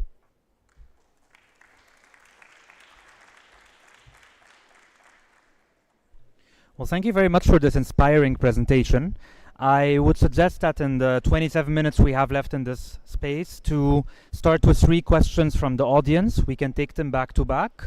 We can give you the opportunity to respond to the questions from the delegates. That way we get an understanding and also of what's missing from the info, and then we can move to the advisory panel to really get into the investment side of things and the investment words of the project. So ushers, please, can we move the floating mics to the audience? Do we have any questions from our dear delegates?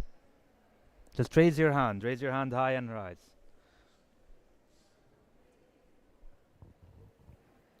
Good, we have a question there. May I ask you to please start by presenting the delegation that you represent?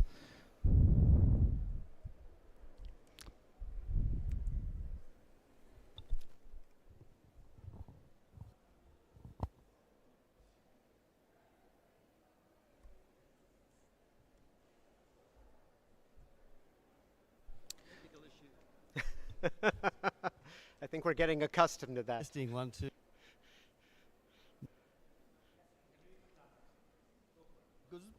Okay, it's Chris Baker from Australia. So I work for the Department of Infrastructure and Transport, effectively. Look, just a practical question, and it's one that the ACT, the Government of Australia, is looking at as well. The expected life of the bus itself, you say that the battery has a life of, or a guaranteed life of 8 years. What about the bus itself? Because I know the life of some of the buses in Kenya is considered 10 years. And I'm just wondering how that works out with the practical aspect of running a bus in countryside of Kenya. Yeah, it's a great question. So in most public transport markets, we expect buses to last about 12 years, but in Kenya and in much of sub-Saharan Africa, because of the road conditions in our urban environments, the expectation is much more 6 to 8 years. It's also a private sector market, so what you see is that operators are usually looking to get liquidity from their asset at year 6 to 8, so they're trying to sell it off, is what happens. So yes, the battery has a guaranteed life of 8 years, 600,000 kilometers, and we expect that the chassis will be similar. It could potentially last longer, but we basically are building a financing model within that first vehicle life. Well, thank you very much. Do we have any other questions from the delegates? We have one from the top right side of the room. Can we get the mic to her, please?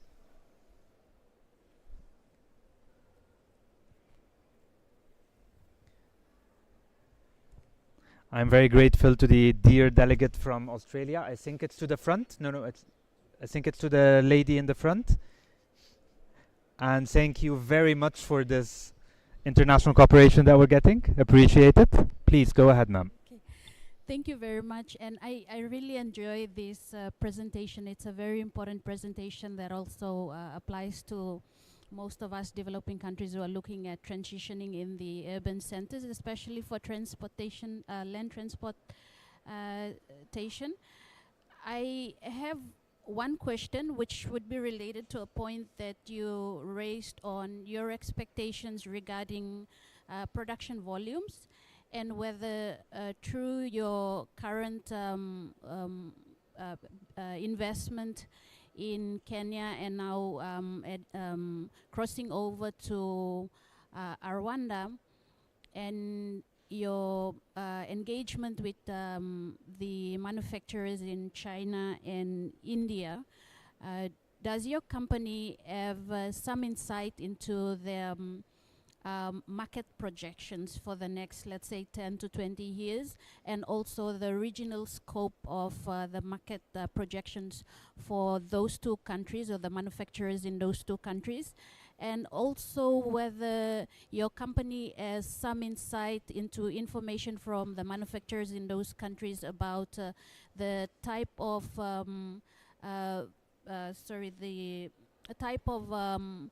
models that would also be compatible with the different terrains. It not only the urban settings, but also the rural setting.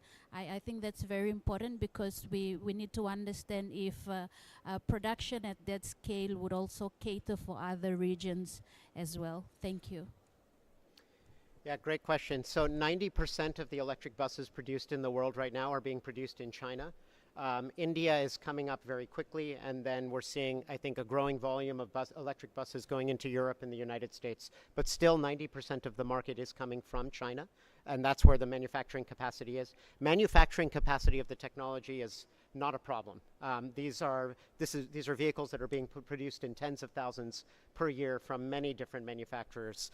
So the main issue for us when we're bringing this to a market like East Africa is that we need to locally assemble them. So usually the vehicles are actually coming as kits, and then you build up a local assembly line to actually put them together.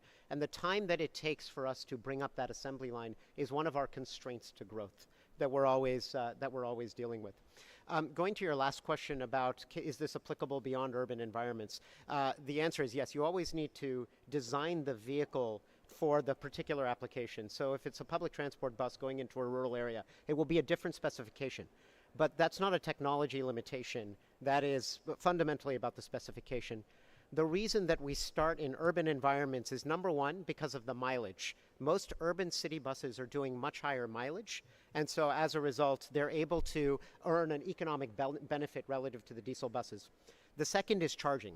And it's easier for us to be able to deploy the charging infrastructure in urban centers, where usually the power provision is much more reliable, and it's also lower cost in order to be able to connect to the utility. So that's why we focus on the urban environments first. Well, thank you very much. We have a third and final question from the audience, from the gentleman right behind. May I ask the Secretariat to please pass the mic? If we have any other questions from the audience, we'll take them after the first round of questions by the panel. But please, go ahead. Thank you. My name's Todd Crode. I'm New Zealand delegation. Thank you for the excellent presentation. It's really great to see this combination of business model innovation and as well as technology deployment. It's really exciting. I understand from the presentation that in terms of the model at that 500 vehicle assembly per year. But prior to that, in terms of this next step up that you're taking, this $35 million step to 160 vehicles on the road, could you give us a bit more information about what the actual carbon impact of that step up is? That would be awesome. Yeah. So the easiest way, we actually typically think about carbon impact on a per bus level, because it's every single bus gets to, in the Nairobi context, each bus mitigates 50 tons of CO2 per year. And then you multiply that across an 8-year life. By comparison, the other market we work in Rwanda, so Rwanda's grid is right now 58% renewable.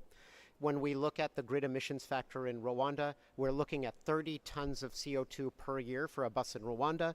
But one advantage in Rwanda is that the bus life should be longer. The buses should last the full 12 years because the road conditions are much better, and they're also larger buses. So we think about it much more in those terms on a per bus level, and then you can scale that to however many buses. Yep. And it's direct, right? Every electric bus, every passenger kilometer on an electric bus is a kilometer that was not using diesel, so it's just very traceable and very verifiable. Fantastic. Thank you very much. I think that we can now move to the informal advisory panel to maybe start with the questions and the comments. And if we have some time left in the end, then we will return back to the audience. Would you like to start? Thank you very much. As was said by many of the colleagues on the floor, I think the presentation is quite good. You also have the examples of how this has worked in practical terms. So I commend you for that and for doing it in the East African context where this is necessary. Just 4 points that I have. Something that we've seen when we've worked in the past with electric buses, that some financial institutions are a bit sticking on the point of the charging stations, meaning are the charging stations utilizing renewable energies? Many of the times we find in some of the projects that we support that is not the case, so maybe it's good for you to specify that these charging stations are powered by renewables, I saw in your presentation that you said there is expanse of renewable energy that was not used last year. So I think that would be quite easy to quantify from your perspective. Another question that I had was on the lease. You mentioned the initial lease, but I would like to know how long is this lease valid for, and what would be the additional cost in renewing this lease if the current operator chooses to do so, and then how that repayment is amortized. Regarding the expansion that you've mentioned and the need for 35 million additional, it would be good to also have an idea of how much of that equity Basigo is willing to provide themselves, just to act as a catapult or a catalyst for the investors to come on board, and also lenders to come on board. And my final point is on the sustainability at the end of the fleet life. So once the buses have reached the end of its life, you've mentioned that some operators in Kenya sells before it gets to that stage, but from this particular project's perspective, what are the plans to deal with the residuals at the end of the fleet life? Thank you. Great. So just responding to a few of the points. So first of all, on the renewable energy percentage, this is what makes this so compelling in Kenya. Our charging depots are all connected directly to the grid. The electricity feeding the grid in Kenya is already over 90% renewable, primarily coming from geothermal and from hydropower.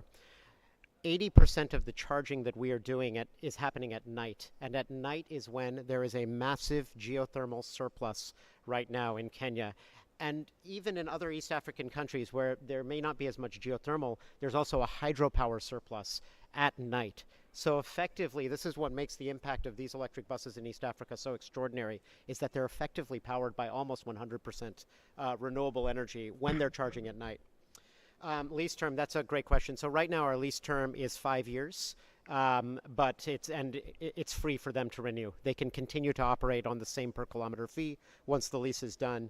And the sustainability at end of life, I think, is also a very important point. One of the advantages in these lease models, whether it's the battery lease or the full vehicle lease, is that we get to keep control of the battery throughout the entire life. So at the end of the vehicle life, we can now repurpose that battery for a stationary use, or we can recycle that battery in the appropriate way. So that gives us one of the advantages. That is one of the advantages of retaining ownership of the battery throughout the vehicle life.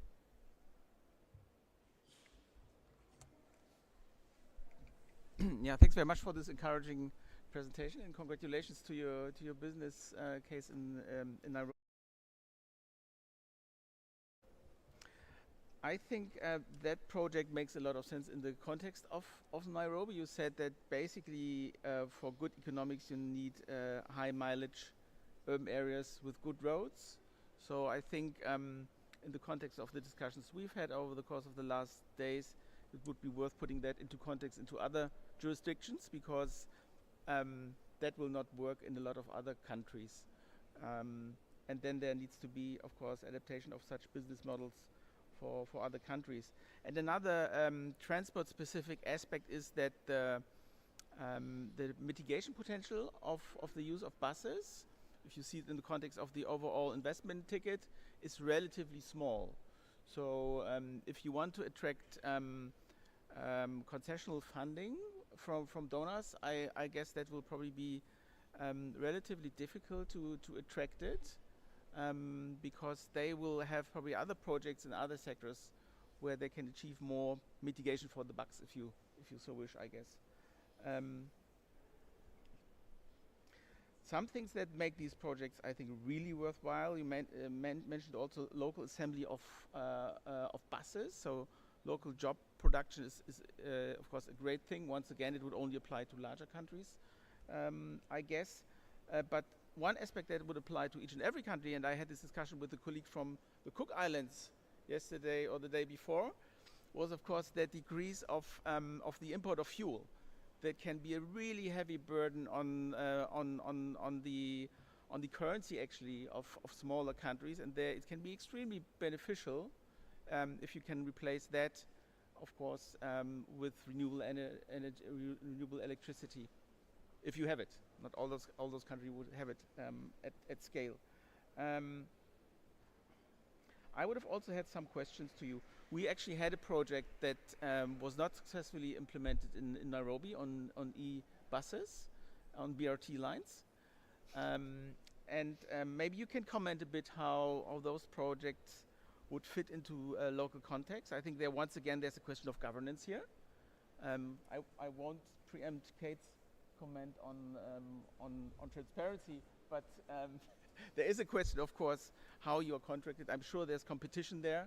There will be other companies who are also in the market, so that's an important question to have transparency in terms of tendering out. I don't know, do you operate with exclusive lines? That would be one question I have. Another question would be, is the fare actually higher than with other buses? Maybe you could respond to that. I'm sure it's also not that easy with the competition from existing ICE buses. So the whole matatu scenery in Nairobi probably is also difficult to maneuver actually. Maybe you can comment on that, how your company can fit into that particular investment climate. Yeah, but all in all, I think that's a great thing, and it's good to see that there is a viable private sector-driven approach and a solution that quite apparently can create a viable business case. So congratulations for that. Thanks. So I'll actually respond to your last question first. Our customers are all matatu owners. They're our customers, not the government. This is not an open tender. The entire market, 100% of the buses operating in Kenya right now are private sector. The BRT is a public sector project, and it wasn't actually electric buses that didn't work on BRT. BRT is still getting worked out in terms of how the entire project is getting funded. It's a government-run project, so there hasn't even been a tender yet for the new BRT line.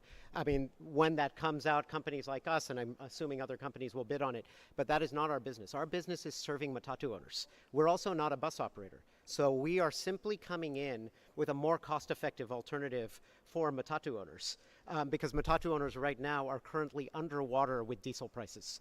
They cannot cover their loan payments every single month because diesel prices have gone up 80% in the last 18 months. So fundamentally, the reason that we have 270 reservations is simply because of those economics that I was showing you right now. Those 20,000 buses in Nairobi are all privately owned. They're all 100% privately owned. Now, you made the other comment that for bang for your buck, right? CO2 mitigation, and that's fair. You know, we focus on what we are doing, and yeah, I think this is where the feedback is always very helpful in terms of where we stand. But I will highlight one thing, and that is when we talk about CO2 impact, we are right now just looking at the use of diesel versus the use of geothermal energy for the powering of public transport, and that's where this comes in. But what this does not account for, when we think about the fact that Nairobi, like so many African cities, Nairobi is right now 5 million people. By 2040, it's expected to grow to 10 million people. If Nairobi follows the development path of my hometown, Los Angeles, and everybody gets into a private passenger car as the middle class develops, that is going to be devastating for the city and devastating for the climate. One of the greatest things we can do in Africa's developing cities, rapidly developing cities, is build public transport that is more comfortable, that is safer, that is more aspirational, so that when individuals are making that choice, they choose public transport ahead of private passenger cars. And that's one of the other things that we've been able to do that's not captured in the climate impact, because it's difficult to quantify. Maybe you could still respond to this question on the tariff, like for the persons actually using the buses. Yeah, so in the end, bus fares are unregulated. In the private sector market, bus fares in Kenya are completely unregulated. But right now, all of our bus operators charge the same fare. They charge the same fare for the e-bus just because it's a highly competitive market with a lot of elasticity. So if they raise fare, they know passenger will go somewhere else. Yeah.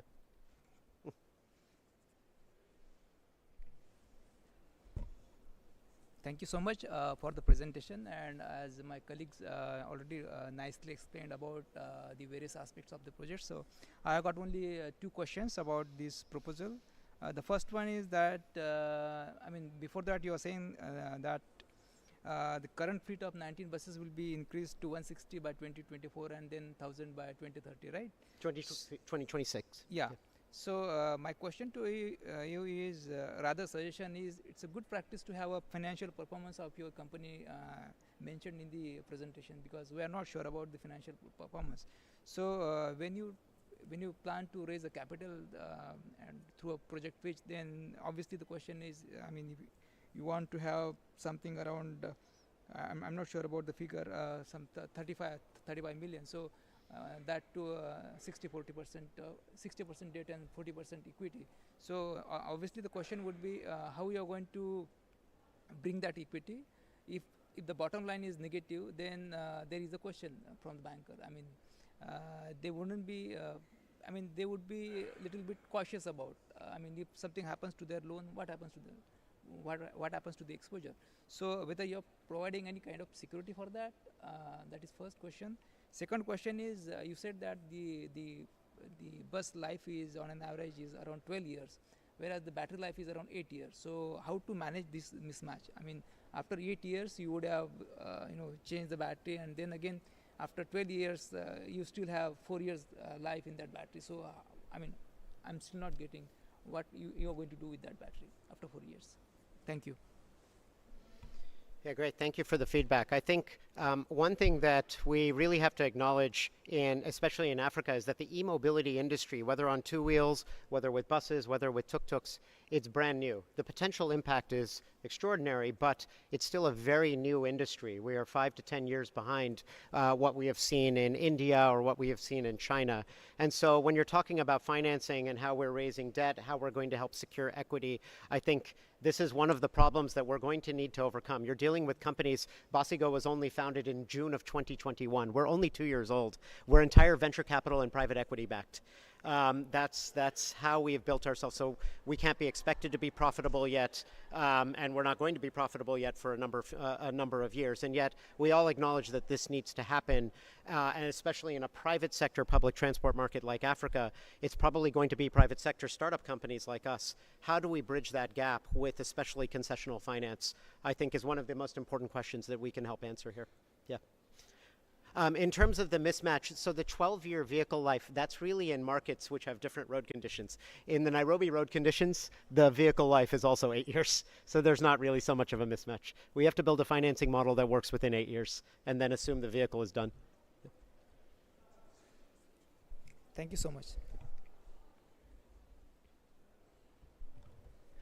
Thank you so much. Excellent presentation. I'll try and pick up some things my other panelists haven't picked up. So maybe just one suggestion on the overall presentation. It would be useful to have a slide on risks and how you see to mitigate those risks, because I think if you're interacting with financiers, being upfront about what you see the risk.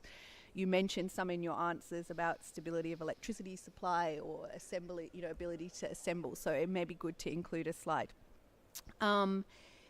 Just one question, the first question is just on the issue of leakage. So if you're replacing the diesel buses with electric vehicles for current owners, then what's happening to the current diesel buses, and how is that? We particularly see transfer from urban, to rural locations when you replace them, and how are you managing that? I think the other issues you mentioned, this issue of the ability to scale up the capacity for local assembly. So in your financing request, is any of that funding amount going to actually managing that issue? And do you think you can supply at the rate of the deposits that you're currently getting? The answer to that last question is no. No, okay. And so maybe within the financial structure or request for funding, maybe looking at some structure to parallel project to support that. Also, just maybe around some of the social issues. I live in the Philippines, and there's a lot of social attachment to the ownership of assets of jeepneys. You probably know about jeepneys, and you mentioned, I think there was a quote in your presentation about those bus drivers now earning more revenue than the existing bus drivers. But relatively you're replacing a small percentage of the fleet. So is there potential for that to create any social tension, and how do you think that that might be managed? And the last question, I guess, is that it seems that the current model deploys the buses into the existing transport network, and I assume that means they're using the same routes that would currently be used by the diesel buses. So to even, I guess, improve the benefits of the project, it would be interesting to know if you have been able to engage with government on or looked at any kind of efficiency gains from changing routes or better ability to run the buses. Thanks. That last one on optimizing routes is an enormous opportunity.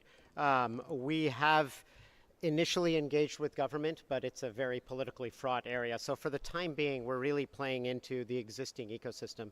And that goes to what you were bringing up in the beginning about the scrap rate.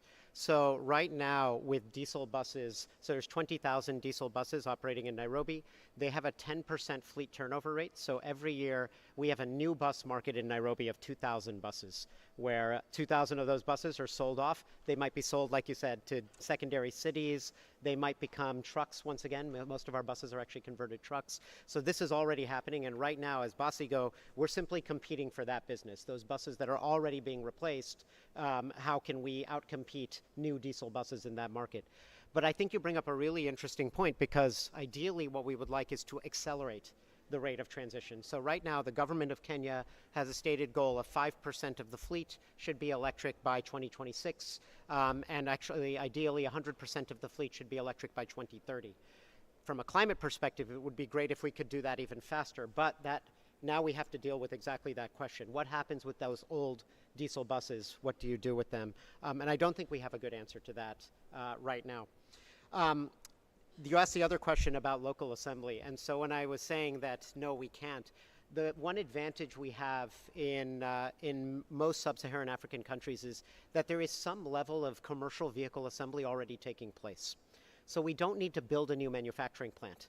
But the problem is when you're leveraging the existing contract assemblers, the manufacturing capacity is limited.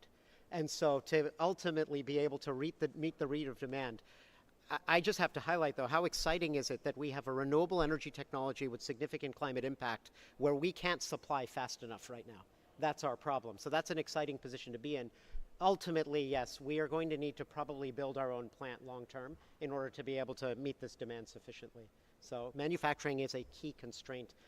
Luckily, we're still small right now, and we can get to maybe 500 per year, but beyond that, we'll require our own plant.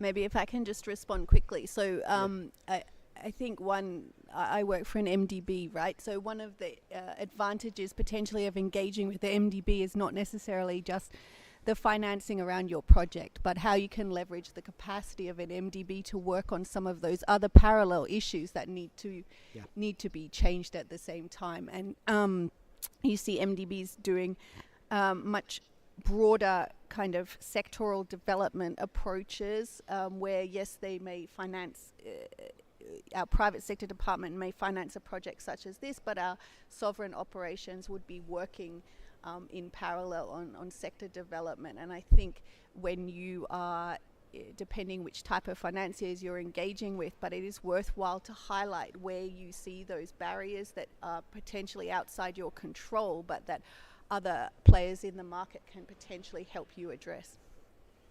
So polite reminder on time. So maybe I'll ask you to also intervene.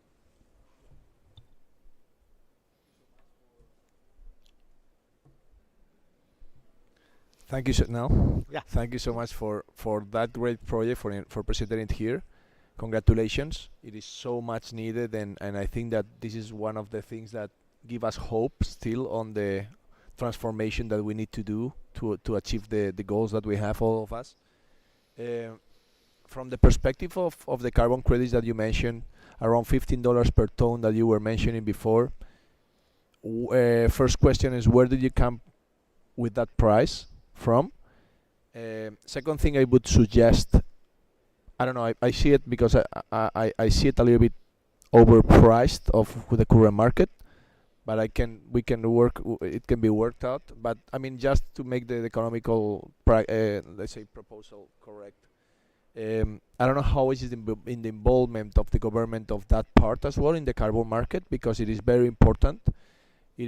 I would recommend to discuss with the government the approach of which countries are the most interested on the country itself where you are bringing this, in terms of being able, maybe, as this is linked to the national contributions, how could they, that $15 being paid by governments like ITMOS, like transforming this to ITMOS, not going only to the private sector, but as well government to government.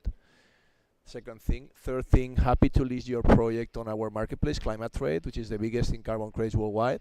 And also with our, we will be launching Climate Coin soon, so it can be one of the projects that could be tied to that to help funding those projects, which is their goal. Thank you.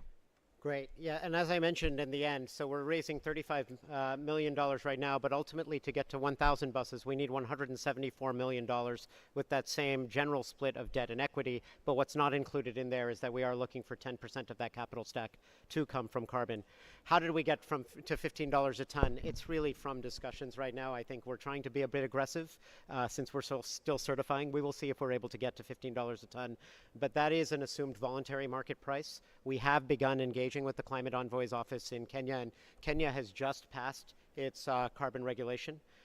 So it's still very, very new, as in the last few weeks. But we are engaging with government to get into the compliance market. And then the hope is, one of the big risks with any asset finance model like this right now in Africa is currency. And so carbon, actually, one of the things it serves is it's a dollar revenue stream.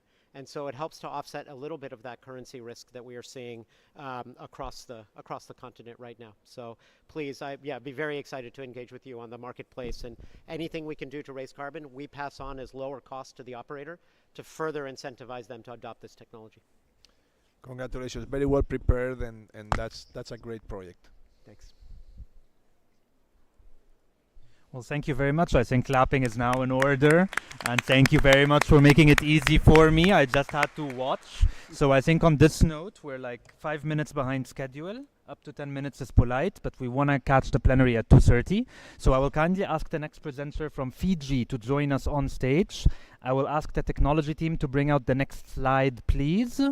And we'll proceed with the next presentation. It's going to be titled Towards... Would you like to proceed with the question? Apologies, thank you.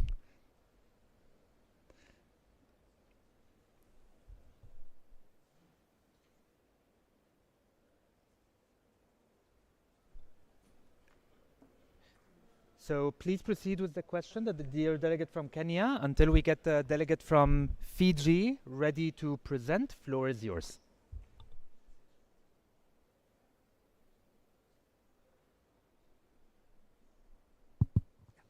Okay.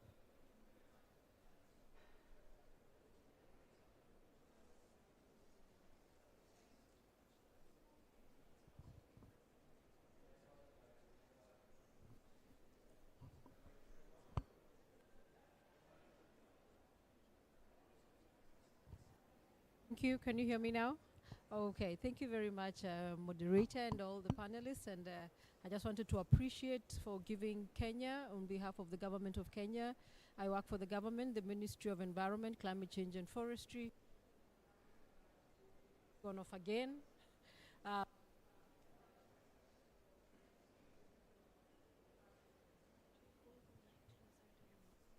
Okay, is it better now? I just wanted to add, it's not a question, but to add a few comments that the project is well aligned to our national socioeconomic blueprint, that's the Vision 2030, and our medium-term plans, and our national climate change priorities, coming from the forum from yesterday of how sometimes the transport sector can move ahead to e-mobility in a fragmented manner. This particular initiative is well aligned to our National Climate Change Act, the Climate Change Policy, the National Climate Change Action Plan, and our NDC. Further, it also aligns to our national air quality aspirations, as more specifically for the Nairobi County government, which has a county air quality act that is focused on cleaning up the air in Nairobi city due to its congested nature, and that will bring about the core benefits from the sustainability initiative in terms of resilience, improved indoor and outdoor air quality, and the ambient air quality. Secondly, the government of Kenya is in the transport sector, has prioritized to move to higher occupancy public service vehicles, and therefore the government has an initiative where it's no longer registering smaller occupancy public service vehicles, and so this move to higher occupancy is important in terms of fleet management. And also the transport sector, the private sectors, as mentioned, is organized into what we call SACCOs, that is savings and credit corporations, where they are able to group into organized groups to be able, even for capacity building initiatives, they are well targeted because the SACCO grouping of the private sector buses can be able to be targeted for training and other skill sets. And with regards to the bus rapid transit system, the government is now on course in terms of construction of the necessary infrastructure along the prioritized BRT routes with regards to putting the passenger pick-up and drop-off points, and also improving the road network and to for longer usage of buses. I think the presenter did mention in terms of the carbon markets, the country has just revised our Climate Change Act to provide for provisions for the carbon markets regulations for both the compliance markets and the voluntary markets. And I sit at the designated national authority, and we are ready to support in terms of the country. Thank you very much. Thank you very much to the Honorable Delegate of Kenya for really also providing the government perspective of the project that we just had. And on this, I think we are ready to move to the final presentation for today. May I ask the presenter on behalf of Fiji to join the stage, please? Yes. So the floor is all yours.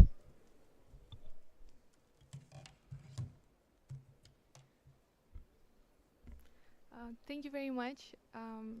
Good afternoon and Pulavanaka to everyone. Firstly, thank you for giving us the opportunity to present our concept note. We really look for these kind of opportunities and platforms to talk about the initiatives and trying to advance what we do back home. Can we move to the next slide?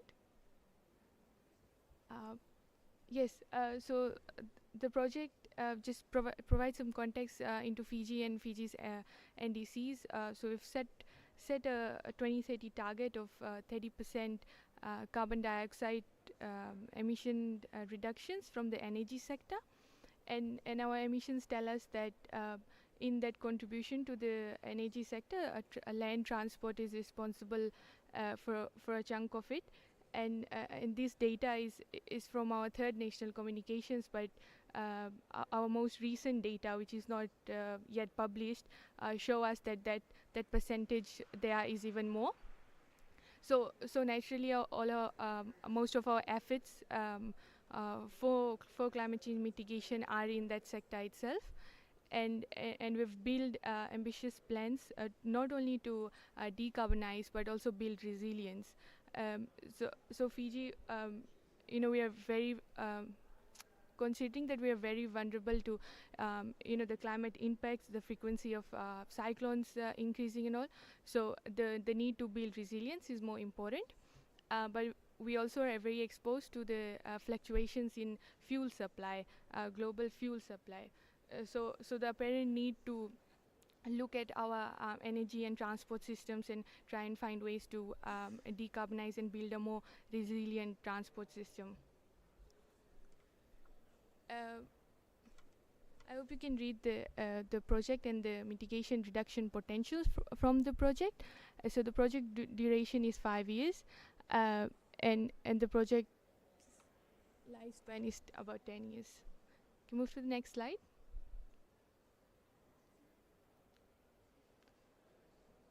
Yes. So this project is centered around the government fleet decarbonization. So just some barriers, putting forth some barriers first. So we have inadequate awareness in Fiji. So what happens in Fiji is that there is not much awareness on technology, on these new initiatives. So the private sector demand to take up these initiatives is less. And just reflecting from the discussions I was hearing, one other thing I think that contributes to the awareness part of it is the political shift also. So for example, recently we had a change in government, and one of our e-bus shuttle project was shelved because it was the initiative of the previous government. So just thinking around those barriers and how we make that transition smoother. And also one of the barriers around enabling framework. So the government, while we have a government fleet unit, we don't necessarily have the framework that enables e-mobility into that framework. So what this project aims to do is produce a green procurement policy for the government, to better coordinate activities, e-mobility activities across all sectors of the government.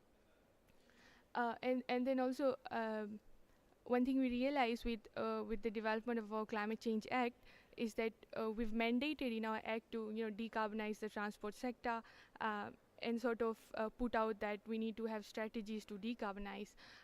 But then what that requires is consequential amendments to other policies and regulations that exist on an operational level.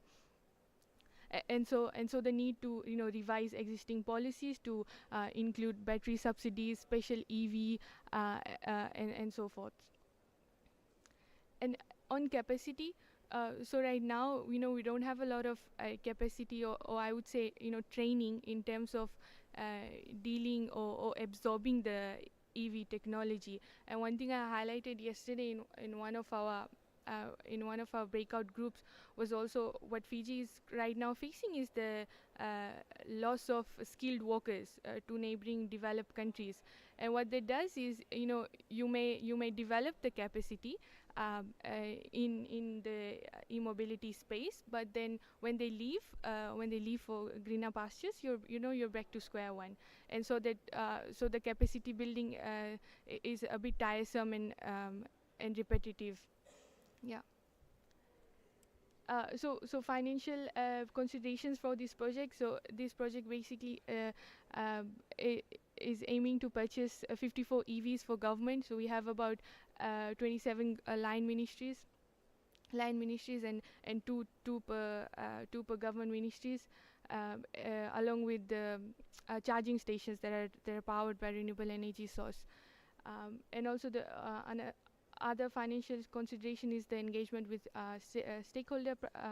private sector and financial institutes to develop fit-for-purpose financial solutions such as concessional loans. So one of our banks, the Fiji Development Bank, they already provide concessional loans through GCF projects. So tapping in those kind of local banking institutes to further advance the e-mobility initiatives. And another financial considerations for this project is the establishment of a EV investment fund to catalyze funds, grants and loans to crowd private sector investment in Fiji. So what we've learned from doing some other projects, and not only limited to mitigation, also funds, when you have separate funds that operate on its own independent processes, that really helps. It builds confidence and trust in donor parties, also, that we're sort of the absorption of funds, because these are large scale funds. There are adequate processes in place and systems in place to absorb these funds and implement projects. Yes, can we go to the next slide?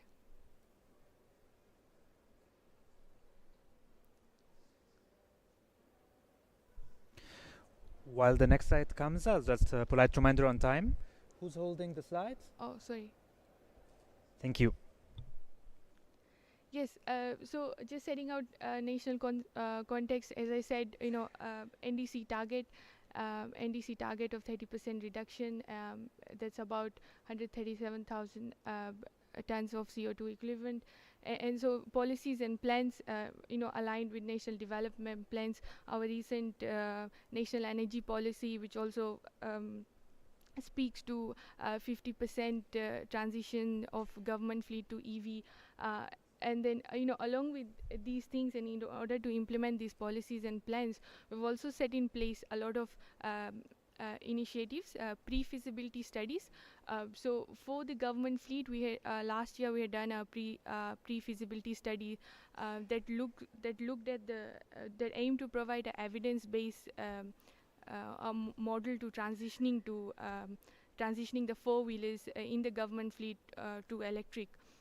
And so it provides all the financial and leasing structures that would need to be put in place for that transition.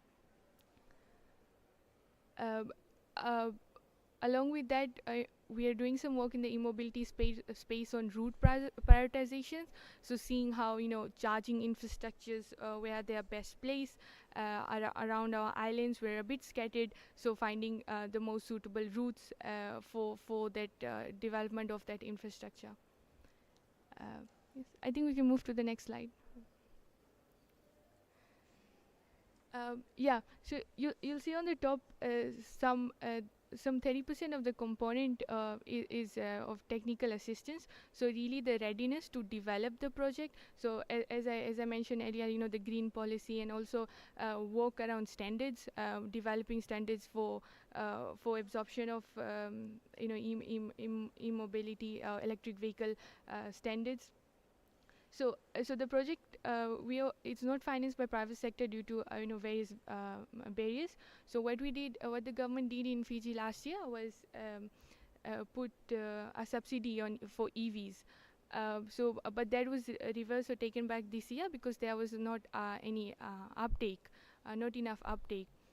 So I think our aim or our reason for putting our effort in the government fleet transition, it's mainly to provide that proof of concept and build confidence in the private sector for that transition, and showing that it can work. Because the other thing we're hearing from maybe our governments and our leaders is that they want our way of working is, we want the readiness part to be there, and then implement the project. But they are coming up with ways in which they're demanding us to try, learn by doing approaches. So really doing and then learning and then seeing what works and not works. Yes. And also the government fleet pre-feasibility study I mentioned. So that's a really good study to that analyzes the transition. So government fleet vehicles are leased from vehicle companies.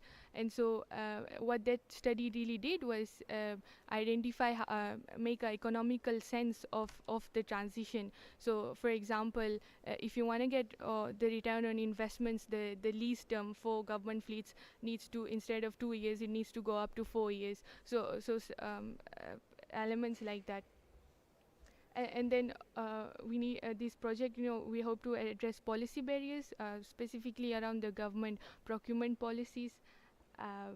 Yes, and through the development of a green procurement policy. Can we go to the next slide? Yes, so the sustainability and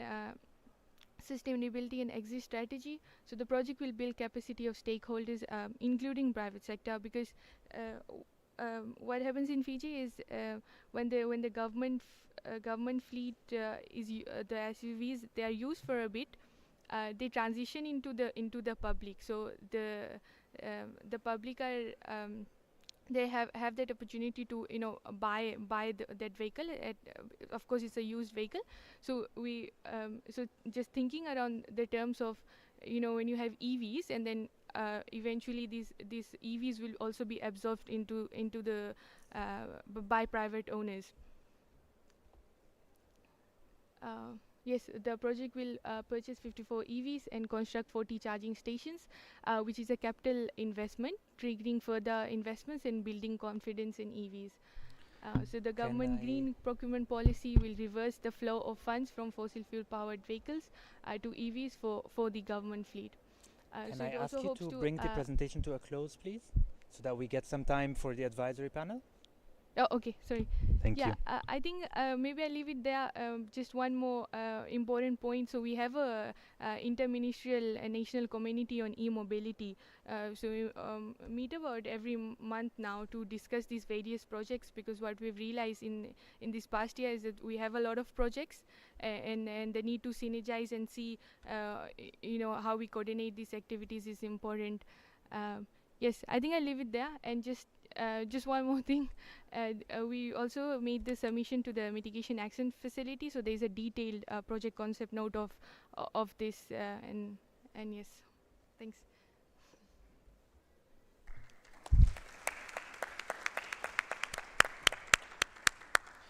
Thank you very much for the presentation, and my apologies for being the difficult timekeeper.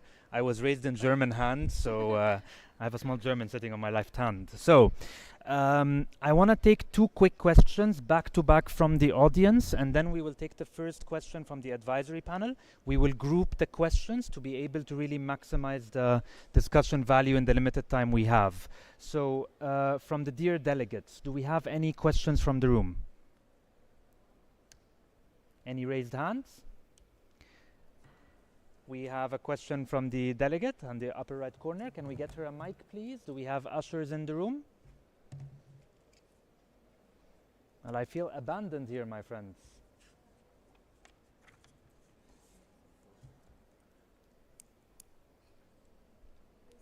Can we get the mic, please? Yes, up here, to the front right corner. We are not abandoned after all. Great thanks to the Secretariat. Up there to the very right corner, to the very top left corner, forgive me. Your left, my right. There we go. Thank you. And first of all, I would like to thank our neighboring Melanesian colleague for doing this very important presentation. And I also note in your presentation, you mentioned that the government of Fiji is taking strides in providing initial capital for this. Has the government ever thought of imposing carbon tax on fossil fuel or anything related in that matter to, as part of the stream? That's the only question I have. Thank you very much. Before we proceed with an answer, do we have any other questions? We'll be grouping them. Okay, we have from the honorable delegate. Can we send the mic back, please? And then I will give the floor to my colleague. We will start with the advisory panels backwards to allow for flow. Please, go ahead. Thank you, and thank you very much for the great presentation. One of the things which I found really interesting about this one was bringing together various components of that e-mobility system. The procurement lens, the vehicle lens, the development of the infrastructure lens, and the policy lens, and how that can potentially contribute to that system transformation. One question that I wanted to answer, and I thought it would be potentially useful for us in contrast to the previous presentation, was if you could reflect a little bit on Fiji's geography and how much of this might go into the main island versus the outlying islands, in contrast to a big landmass, and any particular challenges or opportunities you think that promotes there. Thank you.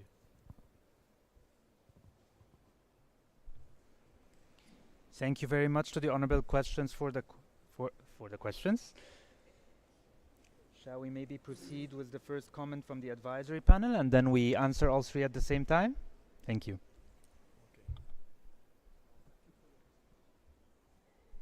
Thank you for your presentation today. I have just a question regarding the power of the EV chargers.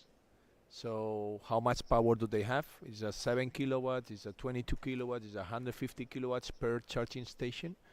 That's important to know, because in the future we are going to have products that have to reinstall again in a short period of time, because many of them are gonna be low level, and we're gonna have problems with many electric cars trying to charge at the same time in the place in every place. So once we do it, we should do it very well and put a very powerful one.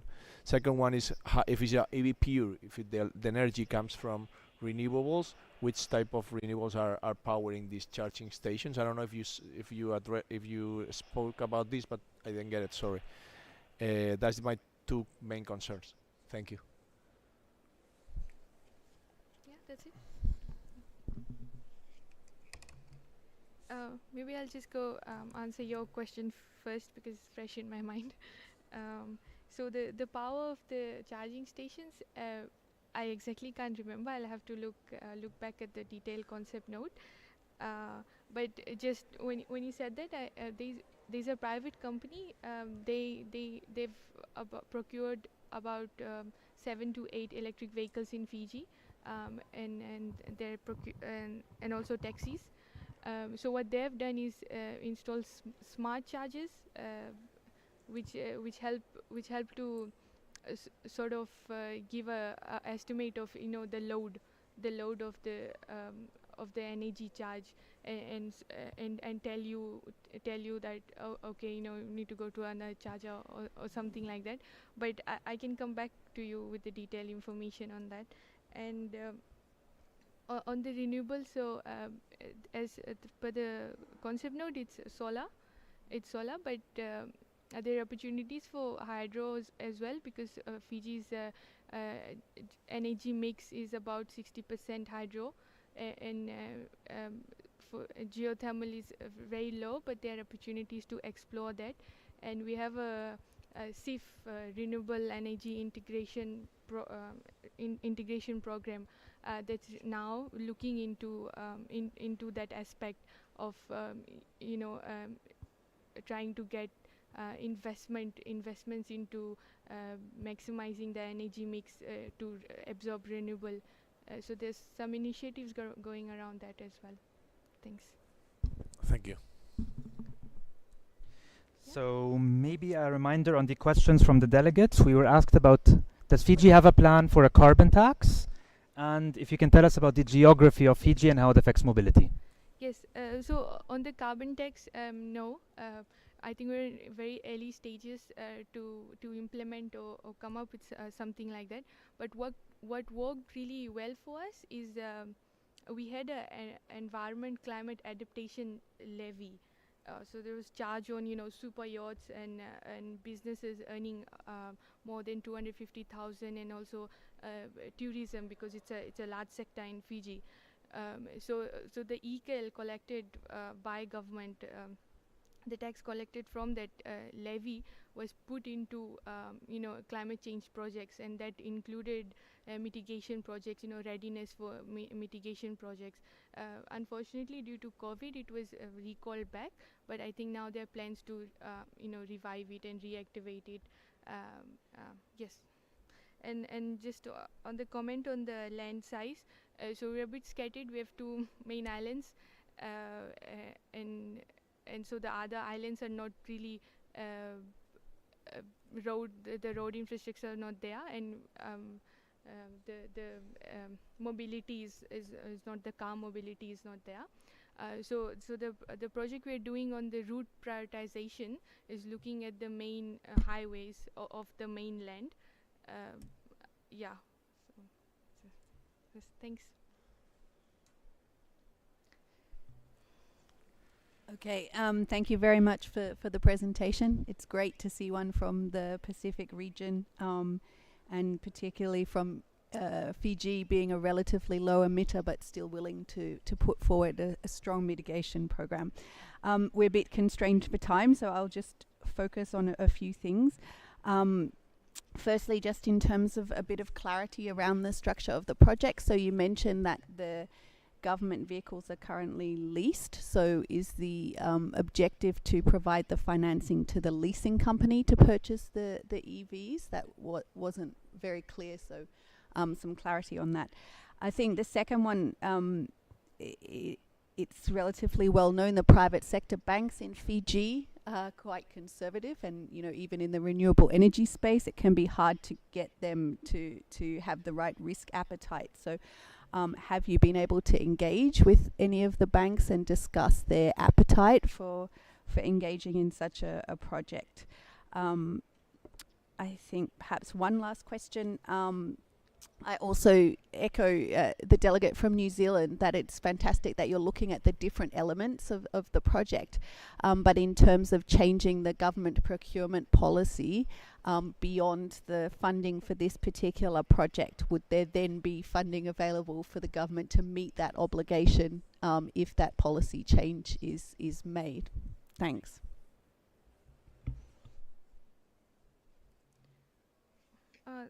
Thank you. On the leasing, so about majority of the government fleet is leased. So through this project, what you're looking at is donor funds to actually procure the government the vehicles from this leasing company. So government pays them for the lease price to lease this. And the feasibility study I mentioned earlier was they also had a lot of engagement with the vehicle companies themselves. I think there are about 6 in Fiji, and about 5 of them were very open to that leasing structure and transitioning the government fleet to EVs. On the private sector of banking institutes, so there's really one bank, the Fiji Development Bank, that's really supported this initiative, and also just speaking on the accreditation part of those banks. So FDB is accredited to the GCF for 10 million, and so we're trying to get more financial institutes to follow the channel to get to absorb more funds, invest more funds into these kind of projects. But having said that, we realize that adaptation is a more urgent priority for us. So we're taking it slow and seeing where the opportunities are. Yeah, was there any one more question? On the I just asked about, so if you make the regulatory change for the procurement policy for government, whether there's then some thought to the future obligation to fund EVs ongoing beyond this first project. Yeah. Yes, I realize that any amendments to the policy would mean that it stays there, and then it's a whole of lifetime. So we haven't really had any sort of discussions around how that's going to be framed, the policy is going to be framed. But I think there's opportunity there to seek guidance from organizations such as yours to help develop that policy. Yes, thanks. Thank you. Thank you so much for the presentation. I think the presentation covers barriers, risk, and the policy measures that the government of Fiji desires to address these issues. I have only 2 quick questions on the proposal. The first one is that we should also mention about the socio-economic impact, especially the impact on gender, if at all, in that context, so that it becomes attractive for those investors who are into kind of development funding, especially when you plan to seek almost 60% of the funding as a grant. Second thing is you also mentioned that as an exiting the business, this strategy, you are saying that the assets will be handed over to the private sector. So my question would be, when you are seeking 60% as a grant, whether you are seeking these grants as a conditional grant, so that once you hand over these assets to the private sector, the money recovered can be paid back to the original donors, or how it is going to be? Thank you. So I'm not a finance person, but I'll try and answer that question on the private sector handover. So what I meant was, how it works now is that governments lease these vehicles, and then when the term ends, the leasing companies they take it back and they sell it to private owners. So what I meant by absorption by private owners was in terms of that. So just thinking around when that happens, then do you have all the policies in place and all the regulations in place to support that?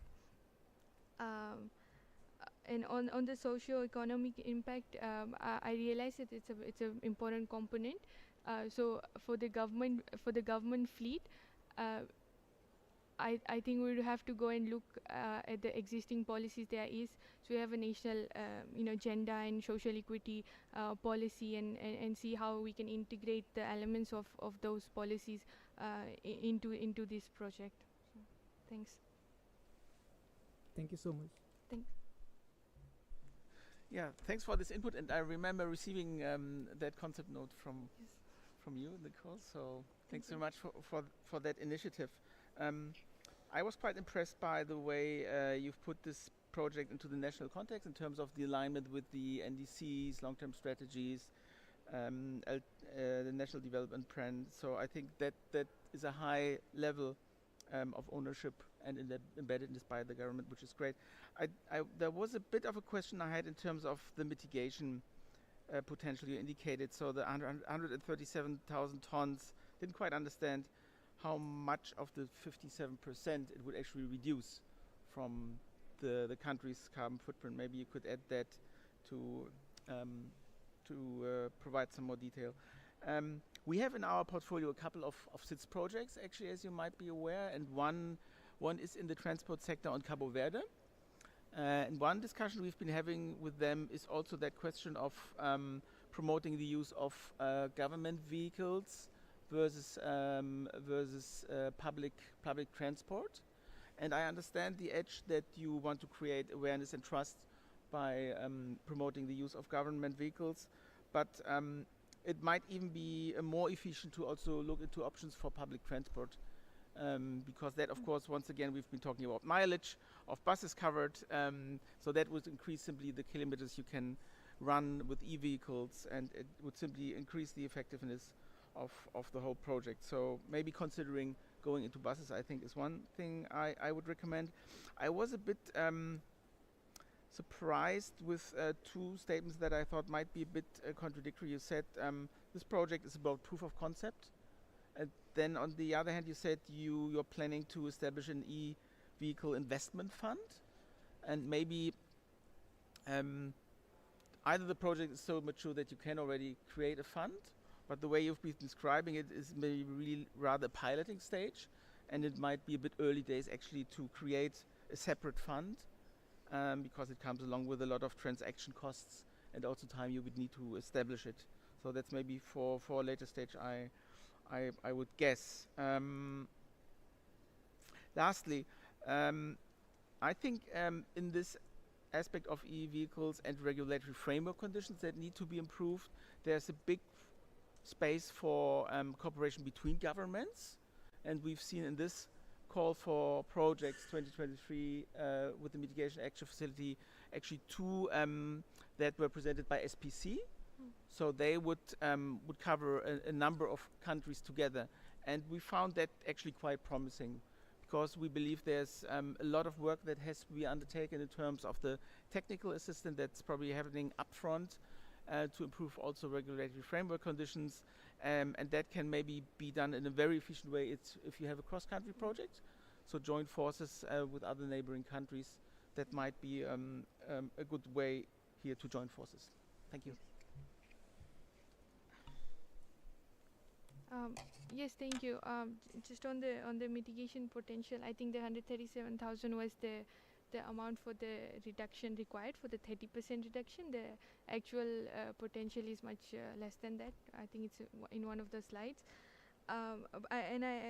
And I appreciate your point on the bus and public transport. I know it's a more beneficial in terms of mitigation potential and overall economical sense. So this is just one project. We also have some bus decarbonization of the bus project under the JEF 8 funds. So we've submitted a concept note as well to the JEF on public bus decarbonization as well. So some initiatives also running around that, and last year we also did a e-bus shuttle program, which is for now shelved, but we which really looked at new routes in a very busy part of town. So we hope to pick that project back up as well. That's also on buses. And I understand your point on the EV investment funds.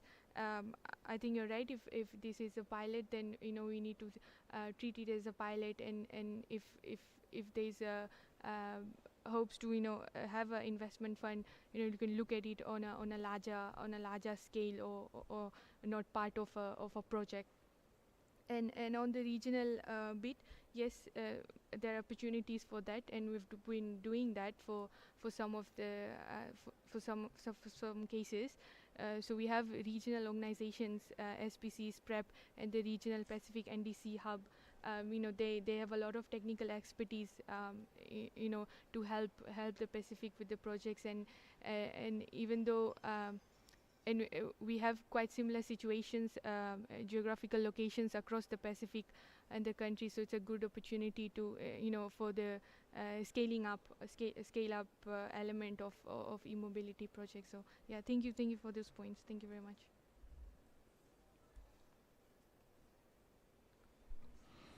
Thank you very much for the presentation. It was quite informative.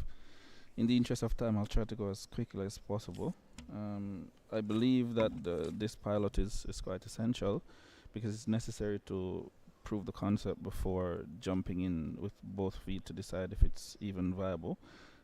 In the presentation, you mentioned something about the lack of capacities that there are in Fiji at the moment. Is there any envisioned partnerships that you have as it relates to trainings, and are these from markets that have already pioneered this? My colleague also briefly spoke about the EV investment fund. I'm in agreement with him that it's quite a way away, and what I would like to know though is, since this is already being spoken of, what is the envisioned role that the government sees themselves playing for that? Also, the other point is on the source of charging, which was already discussed. It would be good to see if these sources are coming from renewable energy. And I believe some clarification is needed on if it's a fully electric fleet or hybrid, because I recall in the presentation there was a mention of some hybrid vehicles coming in, but you also spoke of being fully electric. So is it either or a combination of both? Just briefly on the breakdown of the finances, where I see you have 60% grant, 10% debt, and 30% in technical assistance. My suggestion would be that there is some buy-in from the government on the financial stakes. It doesn't have to be a huge portion, but financiers usually like to see the sponsors themselves, which in this case is the government, having some amount of funding coming from their side. This gives a level of ownership that financiers like to see. Also, just briefly on the exit strategy, you spoke of this. It would be good to know at what stage of the operation you envision this exit to happen. Thank you.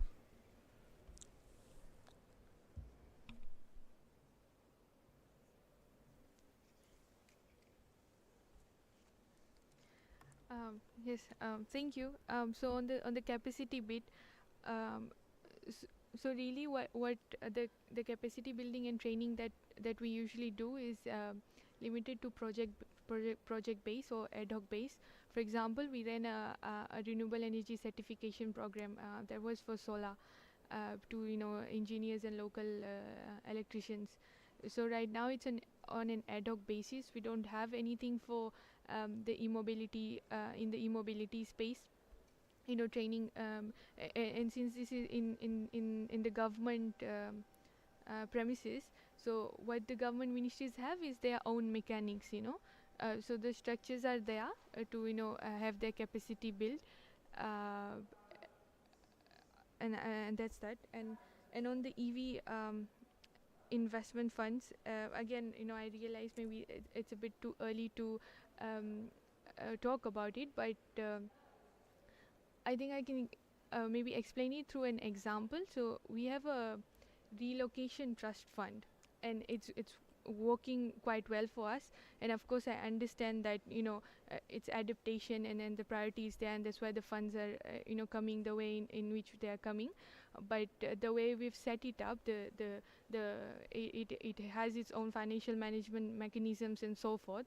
So I guess what I'm saying is, in the past, trust funds has worked for Fiji pretty well, and I think that was the rationale behind this.